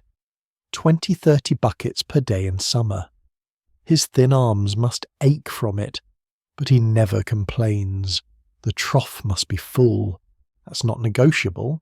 You're holding a piece now, part of the breastplate's lower edge, carefully worked to the right thickness and curve. It's at perfect temperature, yellow bright, ready for quenching. You position yourself, arm extended, face turned. The moment feels suspended, pregnant with possibility. This could work perfectly, or it could crack and send you back hours of work. You plunge the metal into the water. The explosion of steam rises around your hand. The hiss fills the workshop. The metal darkens instantly, colour draining from yellow to black in the space of 3 seconds. You count 1, 2, 3 and pull it out, examining it in the dim light. No visible cracks. The curve held. The thickness is right. You tap it with your hammer, listening for that clear ring that says the internal structure is sound. It rings true. The quench worked. Until the next one, which might not. Here's the truly maddening part. You've never met the knight who's going to wear this breastplate. Never seen him stand. Never measured his actual chest, or watched how he moves when he raises his arms or twists his torso. You're working from numbers scratched onto a piece of bark that arrived 3 weeks ago, with a messenger who couldn't answer any follow-up questions because he was just the messenger, not the knight, not even the knight's squire. The measurements say chest circumference 42 inches, waist 34 inches, shoulder width 18 inches, height of torso from waist to collarbone 16 inches. These numbers are supposed to represent a human being, a specific man with a specific body who will trust your work to keep him alive. But numbers don't tell you everything you need to know. They don't tell you if he's barrel-chested or flat, whether his shoulders slope or square, if he carries his weight forward or leans back, whether he's young and flexible or older, with a spine that doesn't bend like it used to. All these details matter because armour isn't just about coverage. It's about movement. A breastplate that fits perfectly while standing might bind and restrict when the wearer bends forward to pick up a weapon. One that seems fine while walking might dig into the shoulders when he raises his arms to strike. You're essentially sculpting a second skin for someone based on 4 numbers and hope. The bark also specified for tournament use extra protection at centre chest. This tells you he's not planning to go to war immediately. Tournament armour can be heavier, more protective, less concerned with all-day comfort. But it doesn't tell you his fighting style. Is he an aggressive charger who leans forward into his opponents that would require different weight distribution than someone who fights defensively staying upright and mobile? So you're making educated guesses. You're building in what you consider reasonable compromises between protection and mobility. The centre chest gets extra thickness. You upset that section to nearly half an inch, enough to stop a lance thrust if he's unlucky enough to take a direct hit. The areas around the arms get thinner, more flexible, allowing shoulder movement without gaps that would expose vulnerable flesh.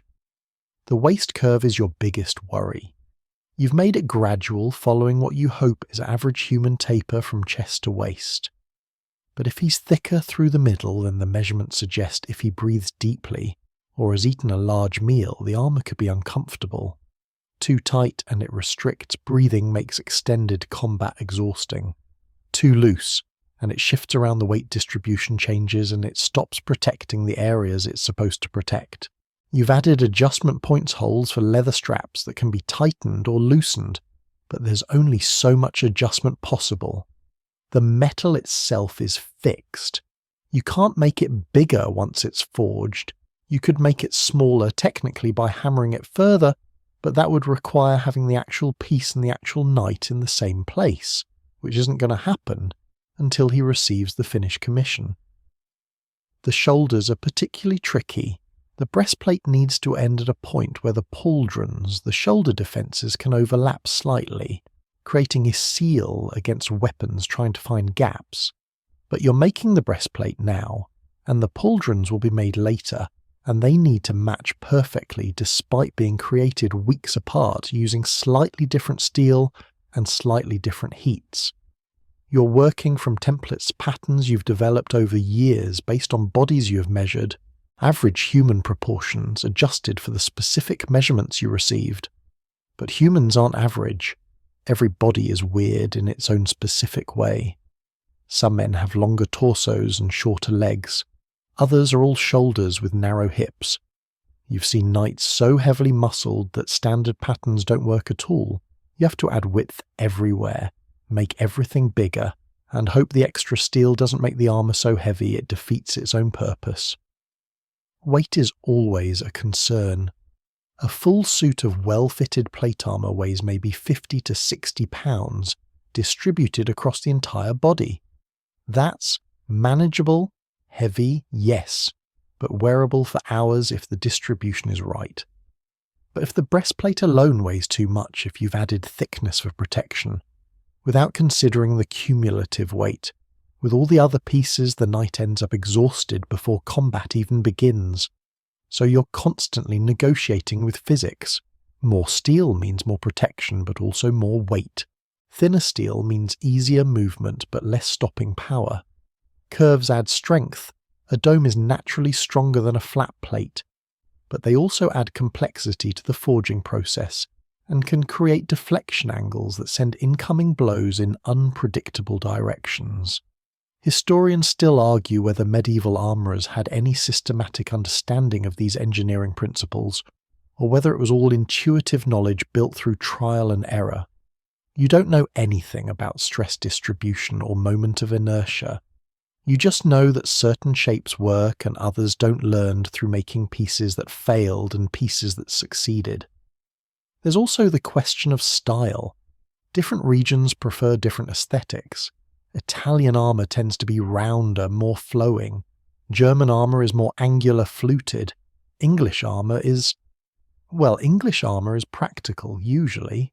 The bark didn't specify style, so you're defaulting to what you know are English-German hybrid that emphasises function over fashion. But what if he wanted Italian curves? What if he's seen armour from the southern smiths and has expectations about how it should look? The measurements don't tell you. The messenger didn't say. You're in the dark making decisions that affect not just function, but client satisfaction. You've learned the hard way that knights care deeply about appearance. They're not just buying protection, they're buying identity status, a visual statement about who they are. A breastplate that works perfectly but looks plain or outdated can still result in an unhappy client who refuses full payment or spreads word that your craftsmanship is inferior. So you're trying to add subtle aesthetic touches, a slight ridge down the center line that catches light and adds visual interest while also adding structural strength, a gentle flare at the waist that suggests elegance without sacrificing protection. Nothing too elaborate. You're not decorating this with etching or inlay that's specialist work beyond your current commission, but enough that it doesn't look like a utilitarian bowl. The piece is taking shape on your anvil, slowly conforming to the vision in your head, which is itself based on incomplete information and assumptions about a man you've never met. In 2 weeks when it's finished, you'll send it off with another messenger. And maybe 6 weeks after that you'll get word that it fits well and the knight is pleased. Or maybe you'll get it returned with a list of complaints and a demand for modifications that will cost you more than you earned making it in the first place. This is the gamble you take with every remote commission. Every piece of armour you forge for someone you haven't measured personally is a bet that your experience and your guesswork can approximate reality closely enough to satisfy. The breastplate glows yellow on your anvil. You strike it again, adjusting a curve near the armpit, trying to imagine how this will feel to someone you'll never meet when he raises his arm to block a blow that hasn't happened yet.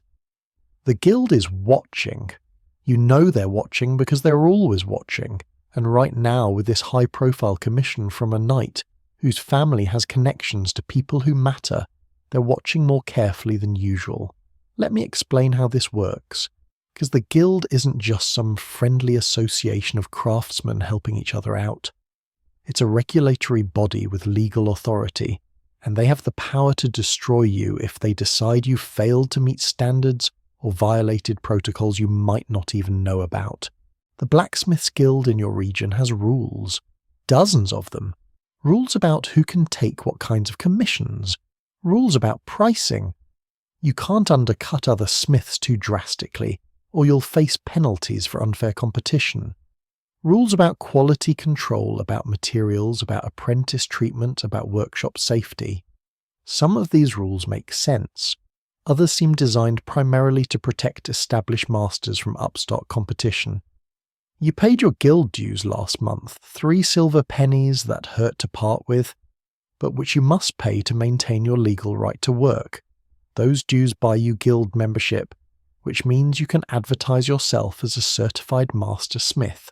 Take commissions from nobility and train apprentices. Without that membership, you're just a person who knows how to hit metal, and nobody reputable will hire you. But the dues are just the entry fee. The real power of the guild lies in their inspections and their ability to enforce quality standards. Any guild member can request an inspection of your work, and the guildmasters will show up, usually 3 of them, always senior craftsmen with decades of experience, and they will examine everything. Your current commissions, your completed pieces waiting for client pickup, your materials, your forge setup, your apprentices' training. If they find problems, and they can always find problems if they want to, they can fine you. They can suspend your guild membership. In extreme cases, they can expel you entirely, which means you can't legally practice your trade in this region anymore. You'd have to start over somewhere else, try to join a different guild that might not accept you. Once they learn you were expelled from your previous one, the inspection you're worried about is the one that happens when you finish a major piece. Custom armor for a knight that is definitely major. The guild wants to see it before it goes to the client, wants to verify that it meets their standards, because if that knight gets killed, Because your breastplate failed, it reflects badly on every smith in the guild. Your failure becomes everyone's problem. So when you finish this breastplate, when it's forged, filed, polished, ready for delivery, you'll need to bring it to the guild hall for inspection. 3 masters will examine it. They'll check the thickness with calipers. They'll look for cracks, weak points, poor welds if you've forge welded multiple pieces. They'll test the articulation points, make sure nothing binds or gaps. They'll strike it with hammers to test the hardness and listen to the ring. They'll check for symmetry, for proper curves, for all the details that separate adequate work from excellent work. And they'll judge you. Silently mostly, but you'll see it in their faces. These are men who've been forging for 30, 40 years. They've made thousands of pieces. They know every shortcut, every compromise, every place where a smith might cut corners to save time or materials. They're looking for those places in your work. If they approve it, you get a guild stamp, a small mark they'll punch into an inconspicuous area of the breastplate that certifies it as guild-approved work. This stamp adds value. Clients know that stamped pieces have passed inspection, that they're buying verified quality. The knight who commissioned your breastplate might not consciously care about the stamp, but his armourer, the person who maintains his equipment, will definitely notice and appreciate it. If they reject it, you don't get the stamp. You get a list of deficiencies that need to be corrected before they'll inspect it again. And you get the knowledge that 3 respected masters found your work inadequate, which is the kind of reputation damage that's hard to recover from. Word spreads. Other smiths hear about it. Clients start wondering if maybe they should commission someone else. The really terrifying scenario is if they find your work not just inadequate, but dangerously deficient. This is rare, but it happens. A breastplate with hidden cracks, steel that's been improperly hardened and will shatter under impact, welds that look solid but will fail under stress. If the inspection reveals this level of failure, the guild can confiscate the piece, you don't get paid, you don't get the materials back, you just lose everything. And they can fine you on top of that, penalise you for attempting to pass off dangerous equipment as combat ready. You've seen this happen. 2 years ago, a smith named Robert tried to deliver a helmet with cracks he'd covered up using a paste made from iron filings and egg whites. It looked solid. It would have fooled most clients. But the guildmasters caught it during inspection. They always test suspect areas by heating them slightly and watching for the paste to discolour or crack. Robert was fined 6 silver pennies, had his guild membership suspended for 3 months, and lost the helmet he'd spent 2 weeks making. Last you heard, he'd left the region entirely gone, somewhere his reputation hadn't followed. So yes, the guild is watching. Every hammer strike you make on this breastplate, you're thinking about that future inspection. Every decision, the thickness here, the curve there, the amount of hardening in the quench, is made with the knowledge that expert eyes will judge it. This creates a strange dynamic. On one hand, the guild standards push you to do better work. You can't get lazy or complacent because you know inspection is coming. On the other hand, the standards can be subjective. What one master considers adequate, another might consider subpar. You've heard stories of smiths whose work was rejected by one inspection team and then approved by a different team the next week, the piece unchanged. There's politics too. If you're friendly with the guild masters, if you've done them favours or trained your apprentice well, or generally been a good guild citizen, they might be more lenient during inspection. Not that they'll pass dangerous work, they won't, their reputations are also at stake. But in borderline cases, they might give you the benefit of the doubt.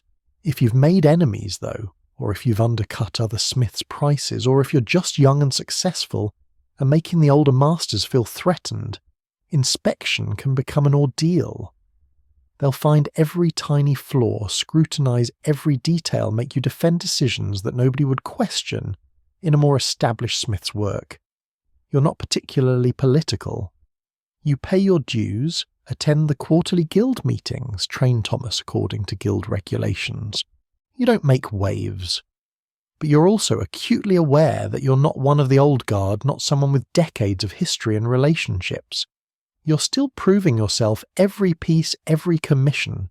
The breastplate needs to be perfect, not just functional perfect. Because 3 masters you may or may not trust will be judging whether you know your craft, and their decision affects whether you eat next month. The metal glows, you strike. The guild's invisible eyes watch from the future waiting. Your wife is in the corner of the workshop and she's been there for 2 hours bent over a grinding stone that's slowly wearing away her patience along with the rust.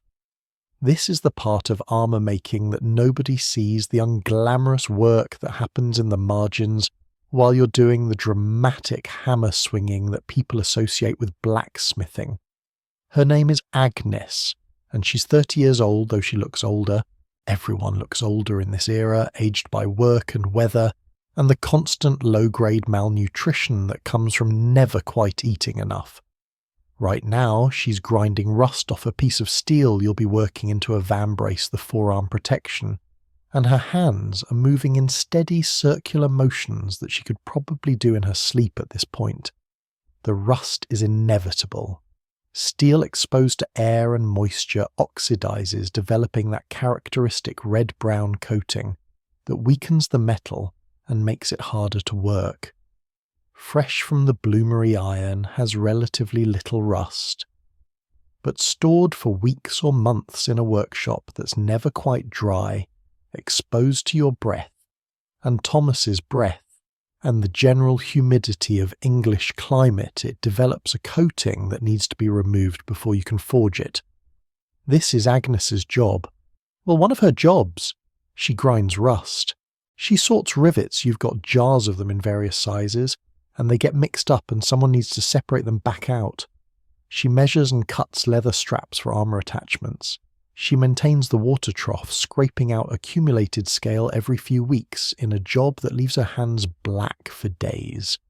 She manages the household, the actual house, attached to the workshop, cooking, cleaning, managing the children, keeping everything running, so you can focus on the forge.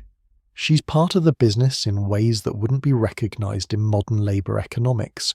She doesn't get paid separately, she's not an employee, but without her work your productivity would collapse. You'd be spending hours on rust removal and rivet sorting instead of forging. The workshop would grind to a halt buried under accumulated tedious tasks that need doing, but don't require a master smith's skills. Your daughter, she's 8, named Margaret, is sitting next to Agnes, also sorting rivets. Her small fingers are actually better at this than adult hands, able to pick up the tiny rivets and place them in the correct jars with precision.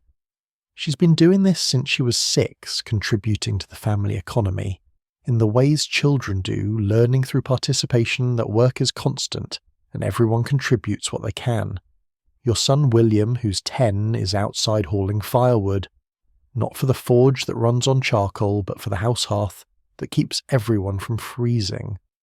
He makes this trip maybe 6 times per day, carrying armloads of wood from the covered stack outside to the house. It's November, getting colder, and the hearth needs constant feeding. This is your labour force.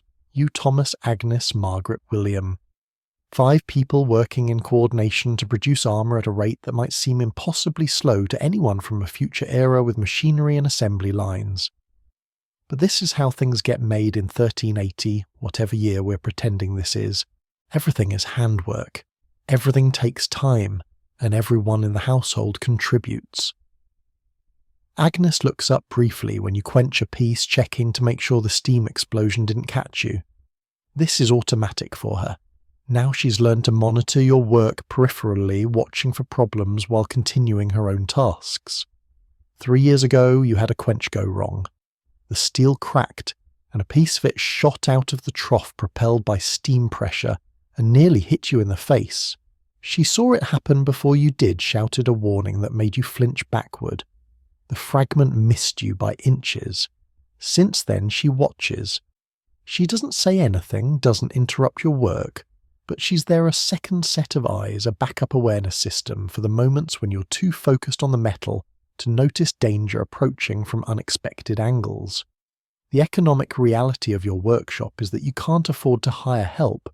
A journeyman smith, Someone who's finished apprenticeship but hasn't established their own forge would demand wages you can't pay.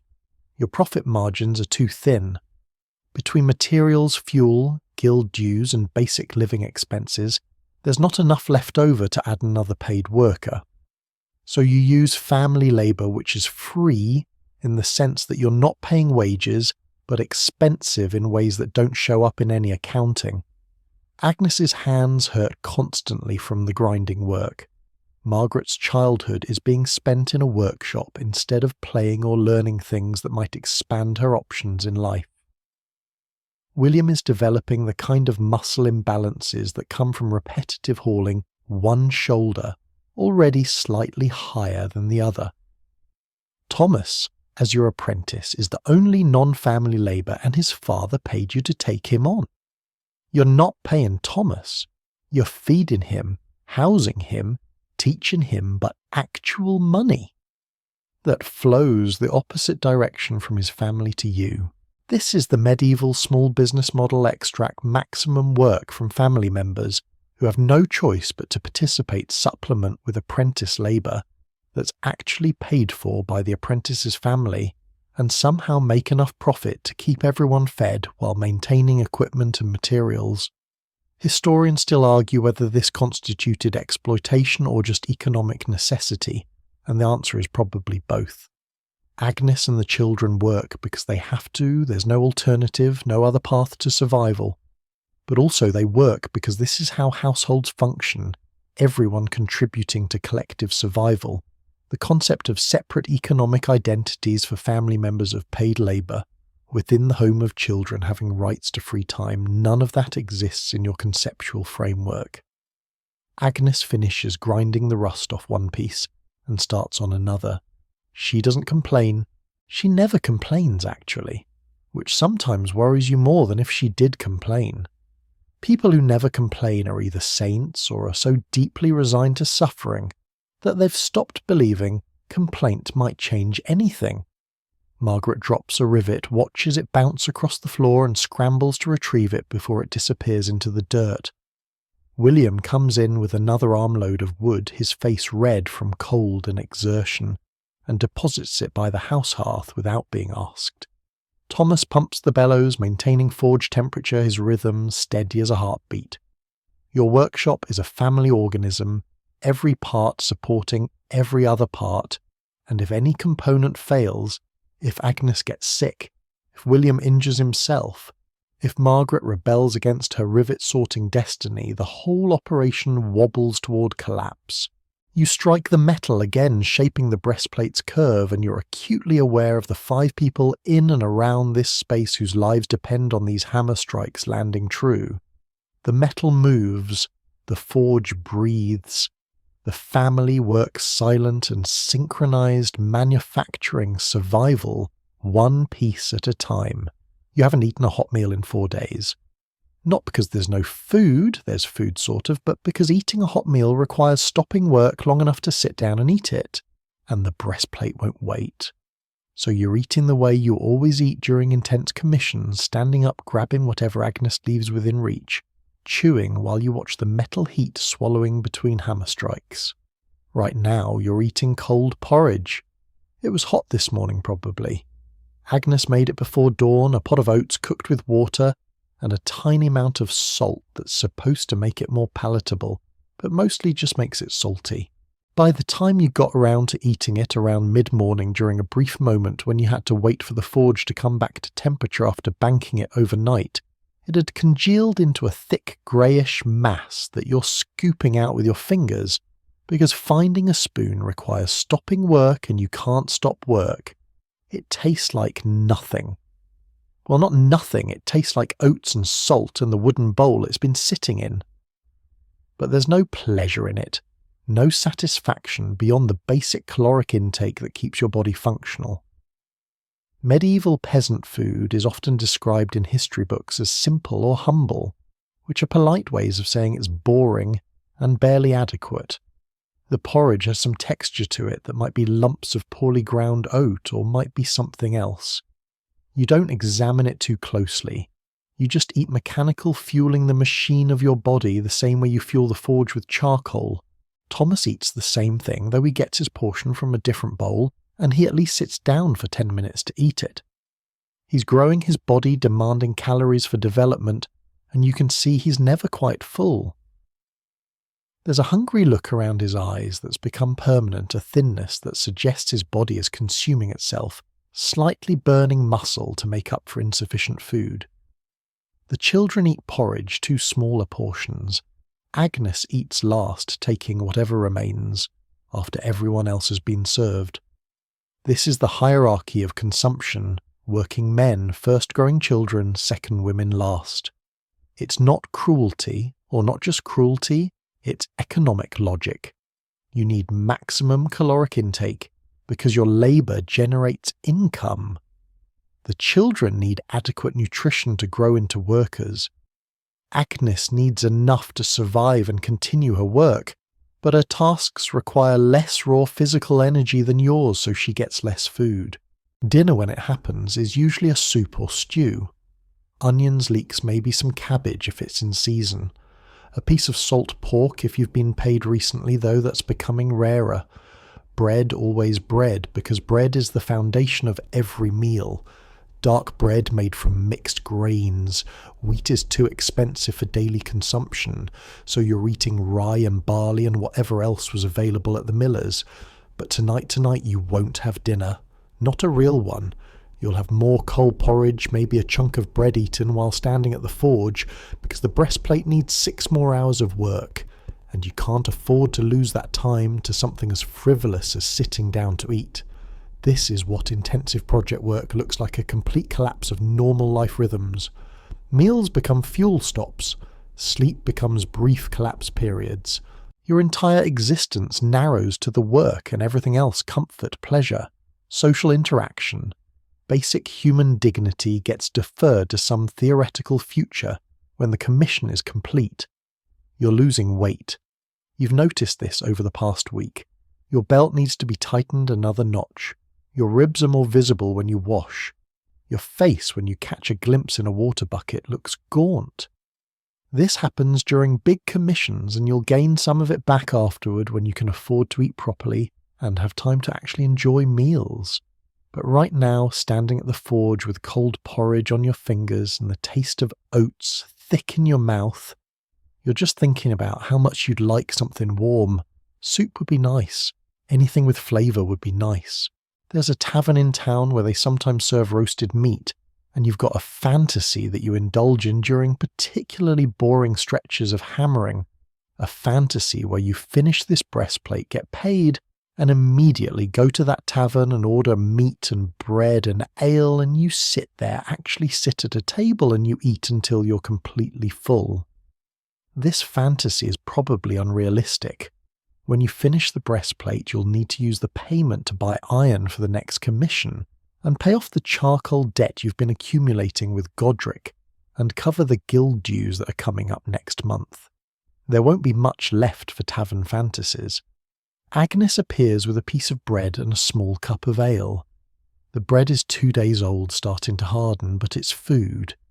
The ale is weak, small beer, they call it, low alcohol content basically, just safer to drink than water. She hands them to you without speaking, then returns to her grinding work.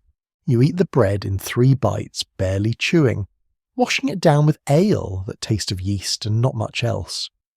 Your stomach receives this offering without gratitude, simply processing it, converting it to energy that will power the next 1,000 hammer strikes. Thomas is eating his own bread, tearing small pieces and chewing them slowly, making it last. You've noticed he does this, eats slowly, deliberately, like he's trying to convince his body that it's getting more food than it actually is. It might even work psychologically, if not physiologically. The metal is yellow again, ready for work. You set down the empty ale cup and pick up your hammer, and the meal, such as it was, is already forgotten. There's only the metal now glowing and patient, waiting for your attention. Your stomach gurgles quietly, a small protest at the inadequacy of its fuel supply. You ignore it. You've gotten good at ignoring body signals, hunger, thirst. the need to urinate, fatigue. They're all just noise distractions from the work. The forge doesn't care if you're hungry, the metal doesn't care if you're tired, the commission deadline doesn't care about your basic human needs. So you don't care either, or you pretend not to, pushing through discomfort because the alternative is failure. The bread sits heavy in your stomach, the ale swirls uneasily with the earlier porridge, and you raise your hammer and strike burning calories. You don't have fueling work with a body that's running on fumes and determination. 4 more days like this, maybe 5, then you can eat properly, maybe. There's a rhythm to forging that transcends the physical act of striking metal. After about 3 hours of continuous work heating, hammering, reheating, hammering, something shifts in your consciousness. Your body doesn't stop hurting exactly, but the pain becomes distant, separated from you by a thin membrane of dissociation.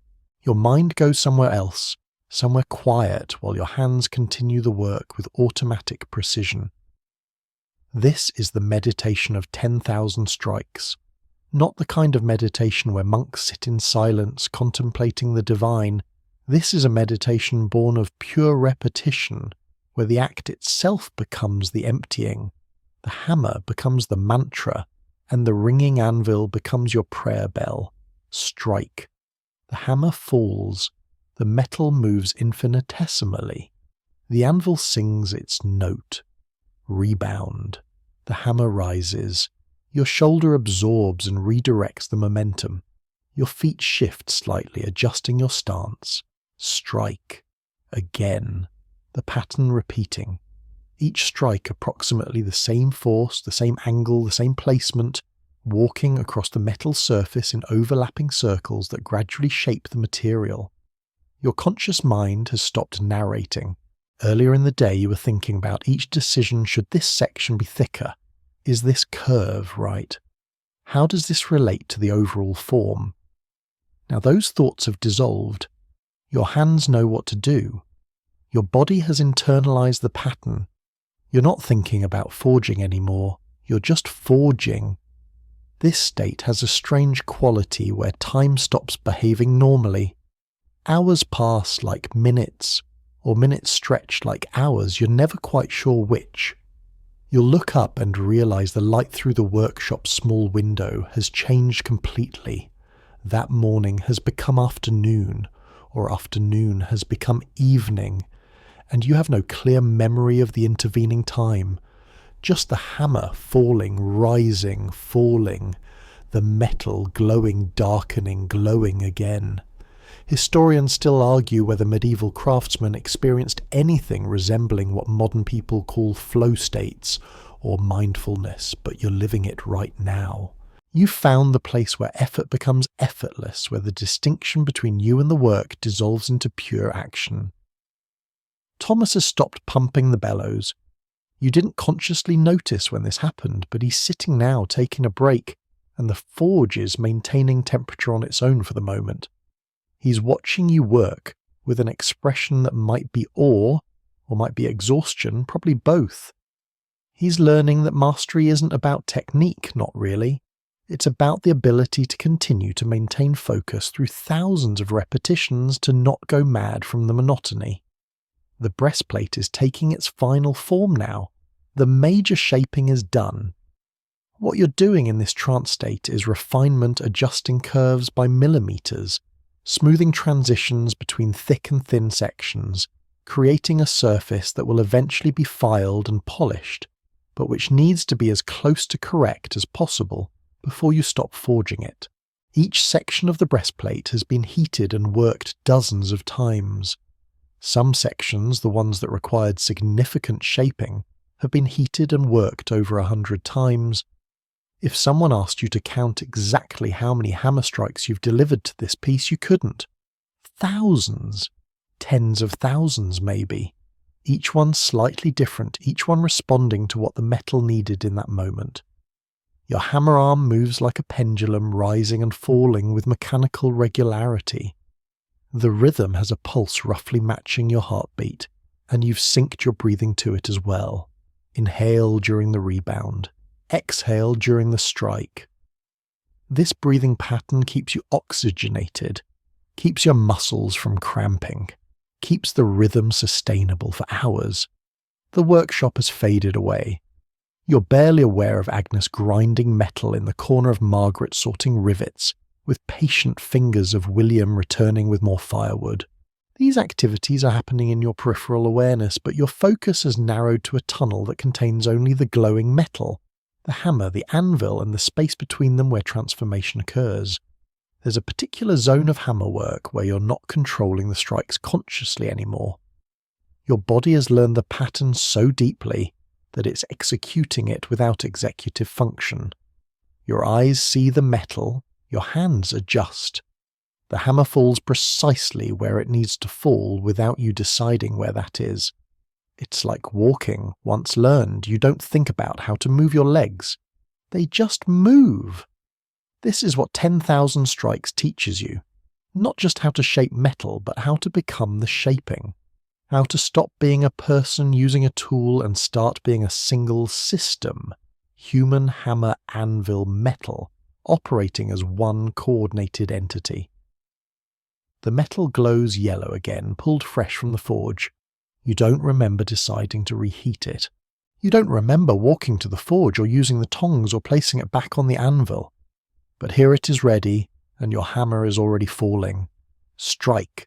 The sound rings out clear and true. The metal moves. A curve deepens by a fraction. Strike. The hammer rebounds. Your shoulder muscles engage and release. Strike. The yellow fades slightly toward orange. 3 more strikes before reheat. Strike. 2 more. Strike. 1 more. Strike. Back to the forge. The pattern continues. There's no boredom in this state. Boredom requires a mind that's aware of time passing, that's waiting for something else to happen. You're not waiting. You're not aware of time. You're just here in this eternal present moment where the hammer falls and rises and falls and rises, and the metal slowly becomes what it needs to become. Your back hurts. Your shoulders hurt. Your hands hurt. But the pain is information, not suffering. It tells you about your body's state without demanding that you do anything about it. You register the pain and continue working the same way. You register the heat from the forge or the smell of coal smoke as environmental data that doesn't require response. This is the craftsman's dissociation, the survival mechanism that allows human bodies to perform superhuman amounts of repetitive labour. You've left your body, in a sense, left it to do its work while your consciousness floats somewhere above observing without attachment. The breastplate is nearly done. You can feel this even in your trance state. The metal is telling you through its responses to your hammer that it's reaching its final form. The resistance is changing. The sound is changing. Everything is beginning to harmonize. 10,000 strikes. Maybe 20,000, maybe more. You've lost count, lost time, lost yourself in the rhythm. The hammer falls, the metal sings, the work continues, and somewhere deep in the repetition you found something like peace. The knight arrived this morning. Not the knight who commissioned the breastplate that would be too convenient, but his representative, a man who introduced himself as Sir Geoffrey's armourer and who's currently standing in your workshop examining the finished breastplate, with an expression that could mean anything from satisfaction to barely contained rage. You've been working on this piece for 2 weeks, 47 hours of actual forge time, plus all the ancillary work, grinding, filing, fitting, the leather straps punching the rivet holes with precision that took Agnes an entire afternoon. The breastplate is beautiful. You know it's beautiful because you've poured everything you have into it. The curves are perfect. The thickness graduates smoothly from the reinforced centre to the thinner, more flexible edges. The surface is smooth, almost mirror-like in places where you've planished it to remove every tool mark. The armourer is running his fingers along the waist curve, feeling for imperfections. His face reveals nothing. He's probably seen hundreds of breastplates in his career, knows exactly what to look for, And right now he's looking for reasons to negotiate the price downward. This is how it works. The initial commission specified a price, let's say 20 silver pennies, which is roughly a month's wages for a skilled craftsman, maybe 2 months' wages for a common labourer. But that was the agreed upon price for satisfactory work. If the armourer can find flaws, he can argue that the work is less than satisfactory, therefore worth less than the agreed price. And you, having already invested the time and materials, are in a weak bargaining position. The shoulder line seems high on the right side. He says, not looking at you. Your stomach drops. You've checked that shoulder line a dozen times. It's symmetrical within a hair's width. You've measured it with calipers. But arguing will only make things worse. So you say, I can adjust that if Sir Geoffrey prefers it lower. Adjustment means more time. The tournament is in 3 weeks. This is the trap. He's establishing that there's a problem, but also that there's no time to fix it, which means you'll need to accept a reduced price for imperfect work, or scramble to make modifications under time pressure that will cost you additional labour with no additional payment. You stand there waiting. This is the negotiation dance, and you're exhausted from forging and in no position to play it well. The centre boss is well formed. He admits, which is the first positive thing he's said. The centre boss, the domed section over the heart, is your best work. You upset that section, carefully forged it with precision, and the result is both protective and aesthetically pleasing. Sir Geoffrey should be satisfied with the protection it offers. Should be, not will be. Should be. The language of people who are about to disappoint you. However, and there it is, the word you were dreading. The lower edge shows some asymmetry. See here, he points to a section near the left waist, compared to here. He points to the corresponding section on the right. You look. You've looked at this section 100 times during finishing work. There's maybe a millimetre of difference, imperceptible in actual use. Something that would only matter to someone who's measuring with instruments and looking for problems. That's within normal tolerance, you say, trying to keep your voice steady. The human body isn't perfectly symmetrical. Some variation in the armour allows for better fit. Perhaps. He sets the breastplate down on your workbench, a gesture that feels dismissive. Sir Geoffrey authorised payment of 20 silver pennies for acceptable work. Given the issues I've noted, I'm prepared to offer 18. 2 pennies. He's trying to reduce your payment by 10% for flaws that are either imaginary or so minor they're meaningless. 2 pennies that represent nearly a week of your family's food budget, 2 pennies that you've already mentally allocated to paying off your charcoal debt. This is the moment where you have to decide. Do you argue? Do you defend your work and risk offending someone who could spread word that you're difficult to work with? Do you accept the reduced payment and swallow the loss? Do you refuse entirely and hope you can find another buyer for a custom-fitted breastplate that probably won't fit anyone except Sir Geoffrey? The agreed price was 20 pennies, you say, carefully. I've fulfilled the commission according to the specifications provided. The measurements are accurate. The construction is sound. If Sir Geoffrey is dissatisfied, I'm willing to make reasonable adjustments, but the work merits the agreed payment. The armourer picks up the breastplate again, pretending to examine it more closely. This is theatre. He's already made his decision. He's just making you sweat because he can, because the power dynamic favours him and he knows it. 19, he says finally. And you'll make yourself available for adjustments if they're needed after Sir Geoffrey tries it on. 19 pennies. You've lost 1 penny to negotiation and you've committed to potential future unpaid work. It's not the worst outcome. You've heard stories of armourers who refused payment entirely claiming the work was unusable and they'd have to commission someone else to start from scratch. At least you're getting most of what you were promised. But it stings. Every reduction stings because you know the work is good. You know that breastplate will protect Sir Geoffrey adequately. that it's well within guild standards, that any flaws the armourer identified are trivial. But knowing this doesn't change the negotiation. He has the money. You have the finished product and no other immediate buyer. 19 pennies. You agree. And reasonable adjustments within the next 2 weeks. The armourer nods, reaching into a leather purse at his belt. He counts out the coins with deliberate slowness, stacking them on your workbench. 19 silver pennies, each one representing hours of work, pounds of charcoal, burned iron, consumed and transformed. It should feel like victory. You've completed a major commission. You're being paid. But instead it feels like defeat, like you've been cheated out of something you earned, like your best work wasn't quite good enough. The armourer wraps the breastplate in cloth, preparing to transport it. "Sir Geoffrey will send word if adjustments are needed," he says, and then he's gone, taking your work and leaving you with a stack of coins that's smaller than it should be. Thomas is watching from the bellows. Agnes has paused her grinding. They're both waiting to see how you'll react. You count the coins again, even though you know the count is correct. 19 pennies. It'll cover the charcoal debt. It'll buy food for the next 2 weeks.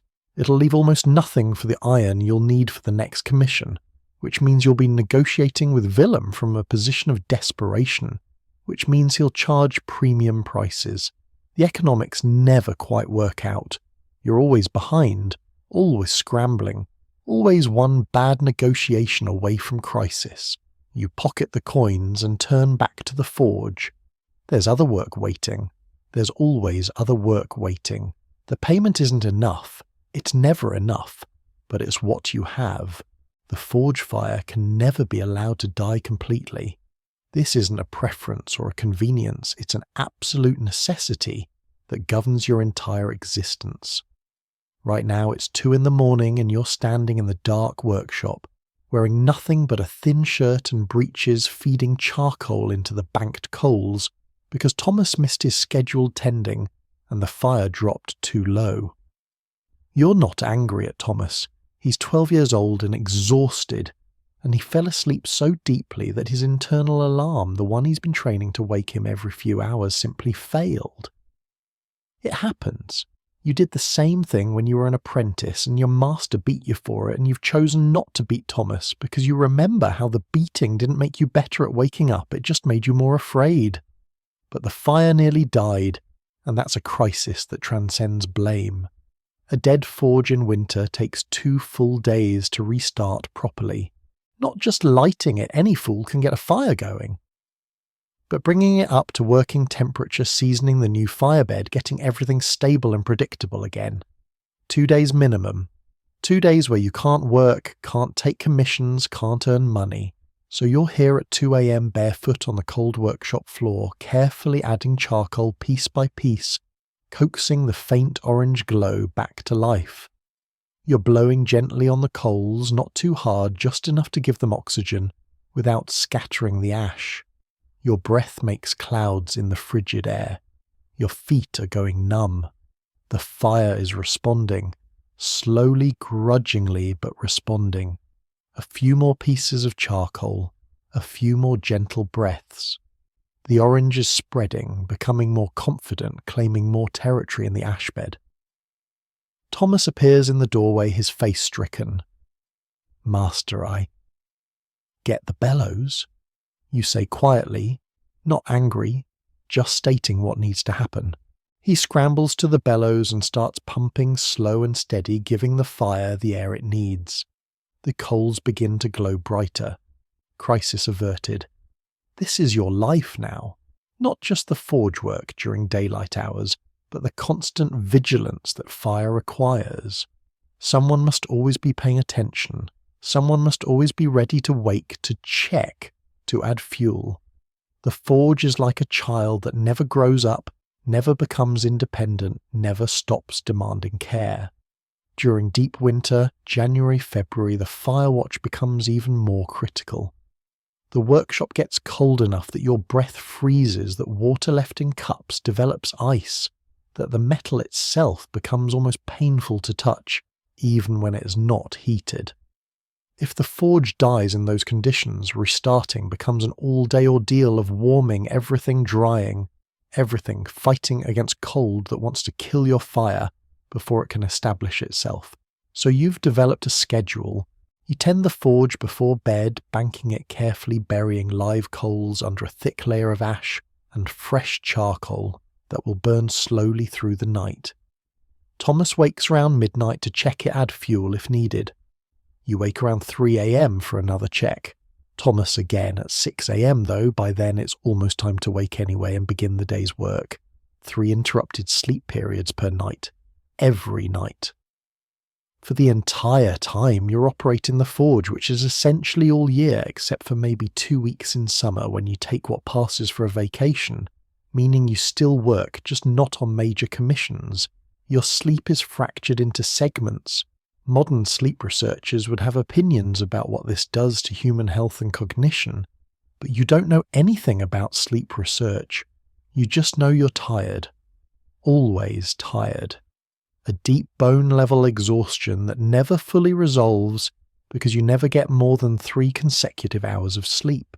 Agnes wakes for the forge checks too, usually. Not because she needs to, but because she's a light sleeper and your movements wake her, and once awake she can't easily fall back asleep. So she lies there in the dark waiting for you to return to bed, and by the time you do she's fully conscious and it takes her another half hour to drift off. Then Thomas's 6 a.m. check wakes her again. The children sleep through it mostly.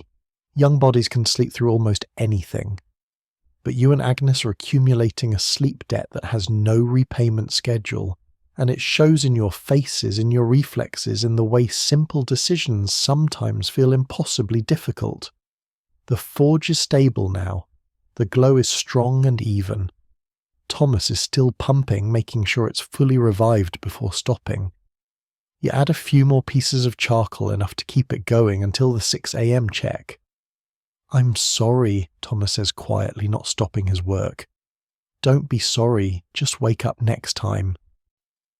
Your voice is neutral. There's no point in making this into a bigger thing than it already is. The fire is alive. That's what matters. You head back to the house, back to the straw mattress where Agnes is definitely awake, now lying in the dark. You lie down beside her, your feet still numb from the cold floor, and you try to fall back asleep knowing you have maybe 90 minutes before you'll need to wake and start the day properly. Sleep doesn't come easily.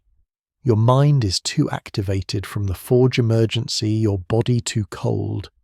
You lie there listening to Agnes breathe, listening to the house settle, thinking about the fact that in 3 hours you'll need to be fully functional, swinging a hammer with precision, making decisions about metal and heat and form.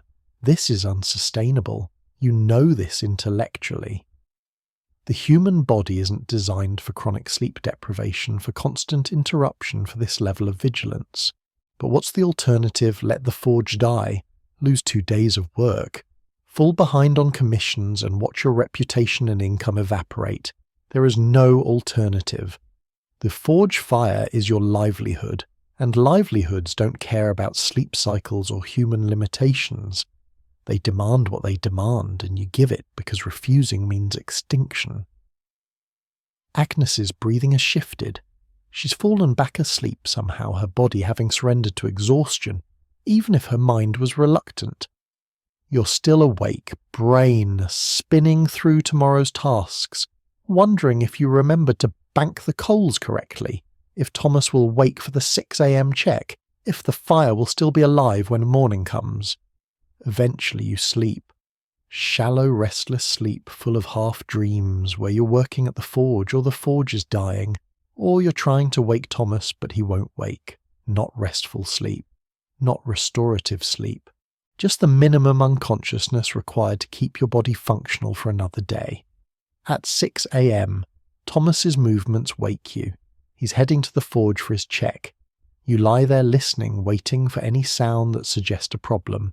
You hear the bellows working briefly, then silence. The forge is fine. You don't get up yet. You have maybe 20 minutes before you need to. You close your eyes and try to grab those last few minutes of rest, knowing they won't be enough, but they're all you're going to get. The forge breathes in the workshop, its glow maintained by a 12-year-old boy and a 32-year-old man who haven't slept properly in years. The fire never stops. Neither can you. Your left hand has been bothering you for 3 days now. Not the usual ache, not the normal stiffness that comes from gripping hammer handles for hours. This is different. A sharp pain in your middle finger radiating from the knuckle up through the digit, accompanied by swelling that's making it difficult to bend the finger fully. You're trying to ignore it. You've become an expert at ignoring body signals, at pushing through pain that would stop most people. But this particular pain is interfering with your grip, and when your grip is compromised, your hammer control suffers, and when your hammer control suffers, the quality of your work declines.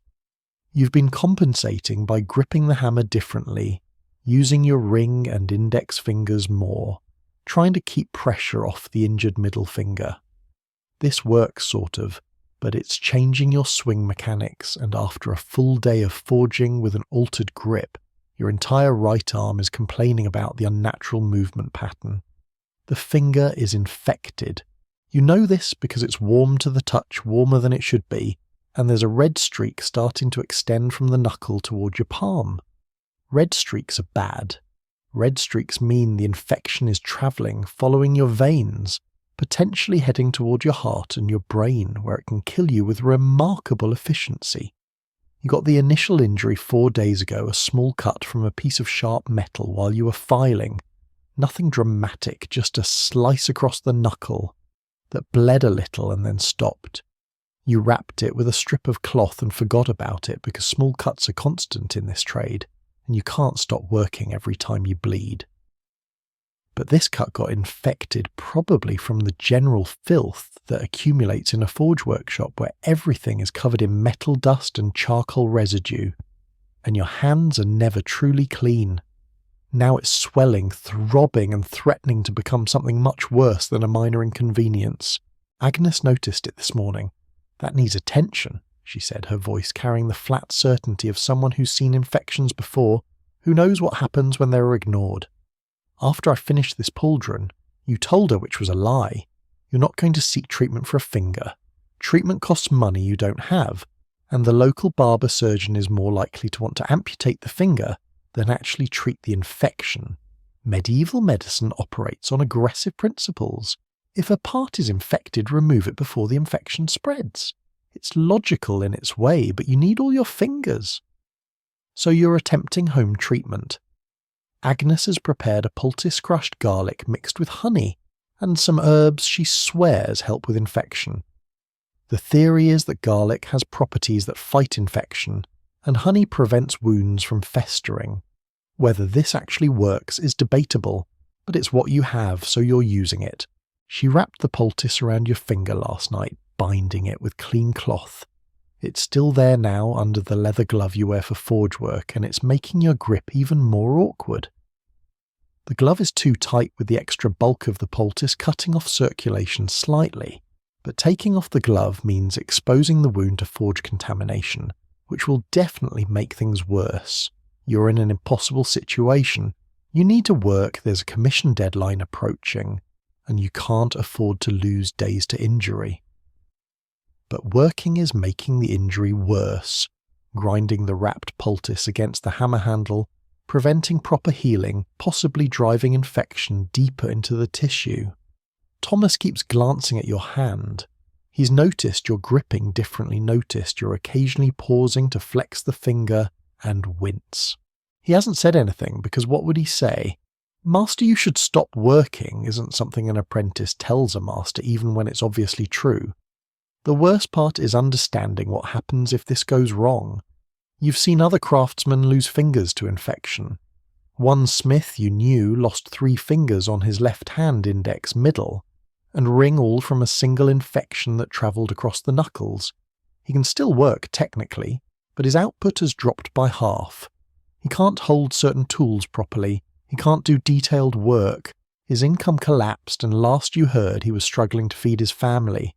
Another smith lost his entire right hand to an infection that started from a burn. The barber surgeon amputated at the wrist, a procedure that apparently involved a saw and leather straps and screaming that could be heard 3 streets away. The smith survived, but he can't forge anymore. He's doing something else now, nobody's quite sure what.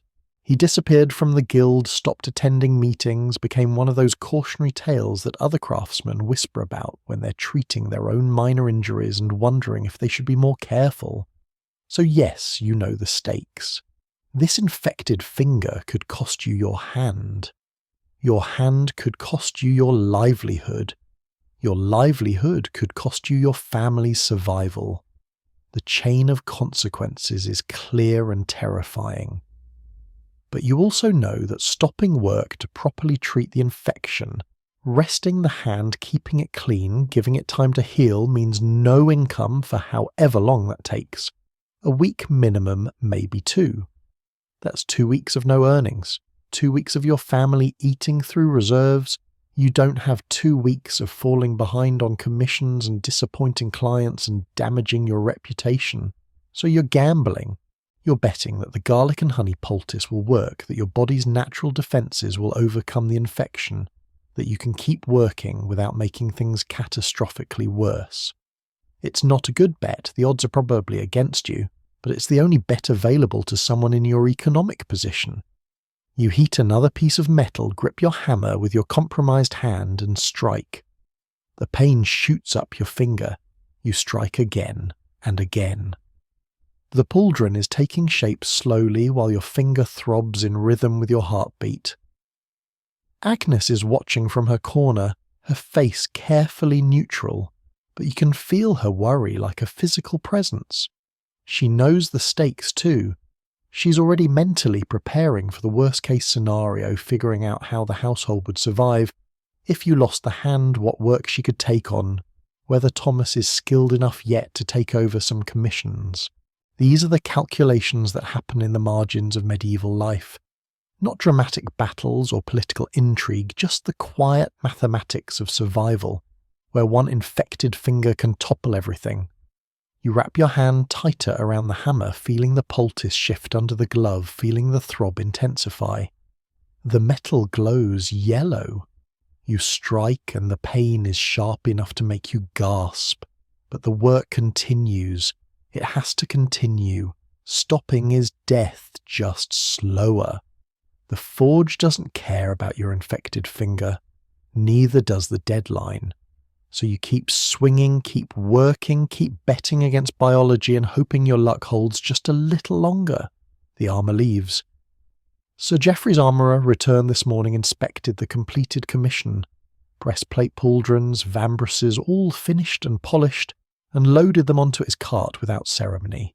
The pieces you've spent 6 weeks creating, the steel you've shaped through thousands of hammer strikes, the curves you've obsessed over, adjusted, perfected, all of it, wrapped in cloth and hauled away by someone who'll never understand what went into making them. Sir Geoffrey will wear your work into a tournament. He'll be struck by lances and swords, and your steel will either protect him or it won't. If it protects him, he probably won't think much about the armour, it's just doing what armour is supposed to do.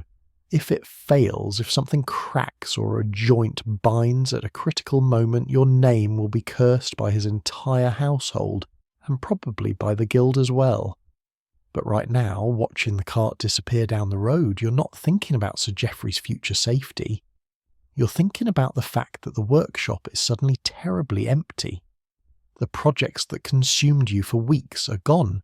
The pieces you lived with, worried over, dreamed about fixing in your sleep, they've left, and they've taken your purpose with them. This always happens. The post-commission void. You should be celebrating you finished, you got paid. Mostly you've proven again that you can deliver quality work under deadline pressure. But instead you feel hollow, exhausted, not just physically, but in some deeper way that sleep won't fix. Your infected finger is worse. The red streak has advanced halfway to your wrist despite the garlic poultices, despite Agnes's increasingly worried ministrations. You're going to need to see the barber surgeon. You know this. You've been avoiding the knowledge, but standing here in the empty workshop with nothing immediate to distract you, the truth is unavoidable. That finger might need to come off. The thought makes you nauseous. You've been hammering with that finger for 20 years, first as an apprentice, then as a journeyman, now as a master. The idea of losing it, of having to relearn your grip, of becoming a nine-fingered smith who can't quite control his hammer the way he used to, it's almost unbearable. But the alternative is letting the infection spread, losing the hand, losing everything. So tomorrow, probably you'll walk into town and submit yourself to whatever treatment the barber surgeon recommends, and you'll hope it's something short of amputation. Thomas is sweeping the workshop, pushing metal filings and charcoal dust into piles. He's been quieter than usual these past few days, watching you struggle with the infected hand, absorbing lessons about how fragile this trade makes your body. He's 12. He's already seen more pain and exhaustion than most people experience in a lifetime, and he's signed up for 7 more years of this before he can even think about establishing his own forge. Agnes has stopped her grinding work. The commission is complete, so there's no immediate need for rust removal or rivet sorting. She'll spend today catching up on household tasks that got neglected during the intensive forge work, washing clothes that haven't been properly cleaned in weeks, preparing food that's more than just hasty sustenance, checking on the children who've been somewhat ignored while you were consumed by armour making. Margaret and William are outside somewhere, probably enjoying the freedom that comes when their father isn't so stressed and short-tempered. They've learned to make themselves scarce during big commissions, to stay out of the way, to not ask for attention that you can't give. Now that the commission is finished, maybe you'll actually interact with them like a parent instead of like an exhausted machine that occasionally snaps at interruptions. The forge is still burning, but there's no immediate project to feed it. You should probably let it die down, save the charcoal, give Thomas a break from bellows duty. But letting it die feels wrong somehow, like admitting defeat or acknowledging how empty the workshop has become. So it burns, consuming fuel for no productive purpose, a fire that exists only because you're not ready to let it go. You've got 19 silver pennies from the completed commission. After paying off your charcoal debt to Godric, 9 pennies, you've got 10 remaining. That needs to cover food for the next month, guild dues that are coming due soon, and purchasing iron for the next commission, assuming you can secure one. There's no next commission yet. You've sent word through your usual channels that you're available for work, but responses are slow this time of year. Autumn is transitioning to winter, and knights are less interested in commissioning new armour when they're preparing to spend months in drafty castles, waiting for spring campaign season. You might not get another major commission until February or March, which means you're looking at months of smaller work repairs, farming implements, mundane pieces that don't pay nearly as well as custom armour. Enough to survive probably, but not enough to get ahead, not enough to build any kind of financial buffer against the next crisis. The infected finger throbs, reminding you that the next crisis might be medical rather than financial. The barber surgeon will want payment. Amputation, if it comes to that, costs money. Recovery time costs money. Everything costs money. And you're perpetually operating on the edge of having enough. You look around the workshop, the anvil scarred from 1,000 strikes, the forge glowing its eternal orange red, the tools hanging on the wall in their designated spots. This is your life's work. The space you've built through years of suffering and determination. This is what you've sacrificed your body for, what you've neglected your family, for what you've chosen over comfort or security or any kind of rest. And it's not enough. It's never quite enough. You're always behind, always scrambling, always one infection or one bad commission away from catastrophe. Thomas finishes sweeping and looks at you, waiting for direction.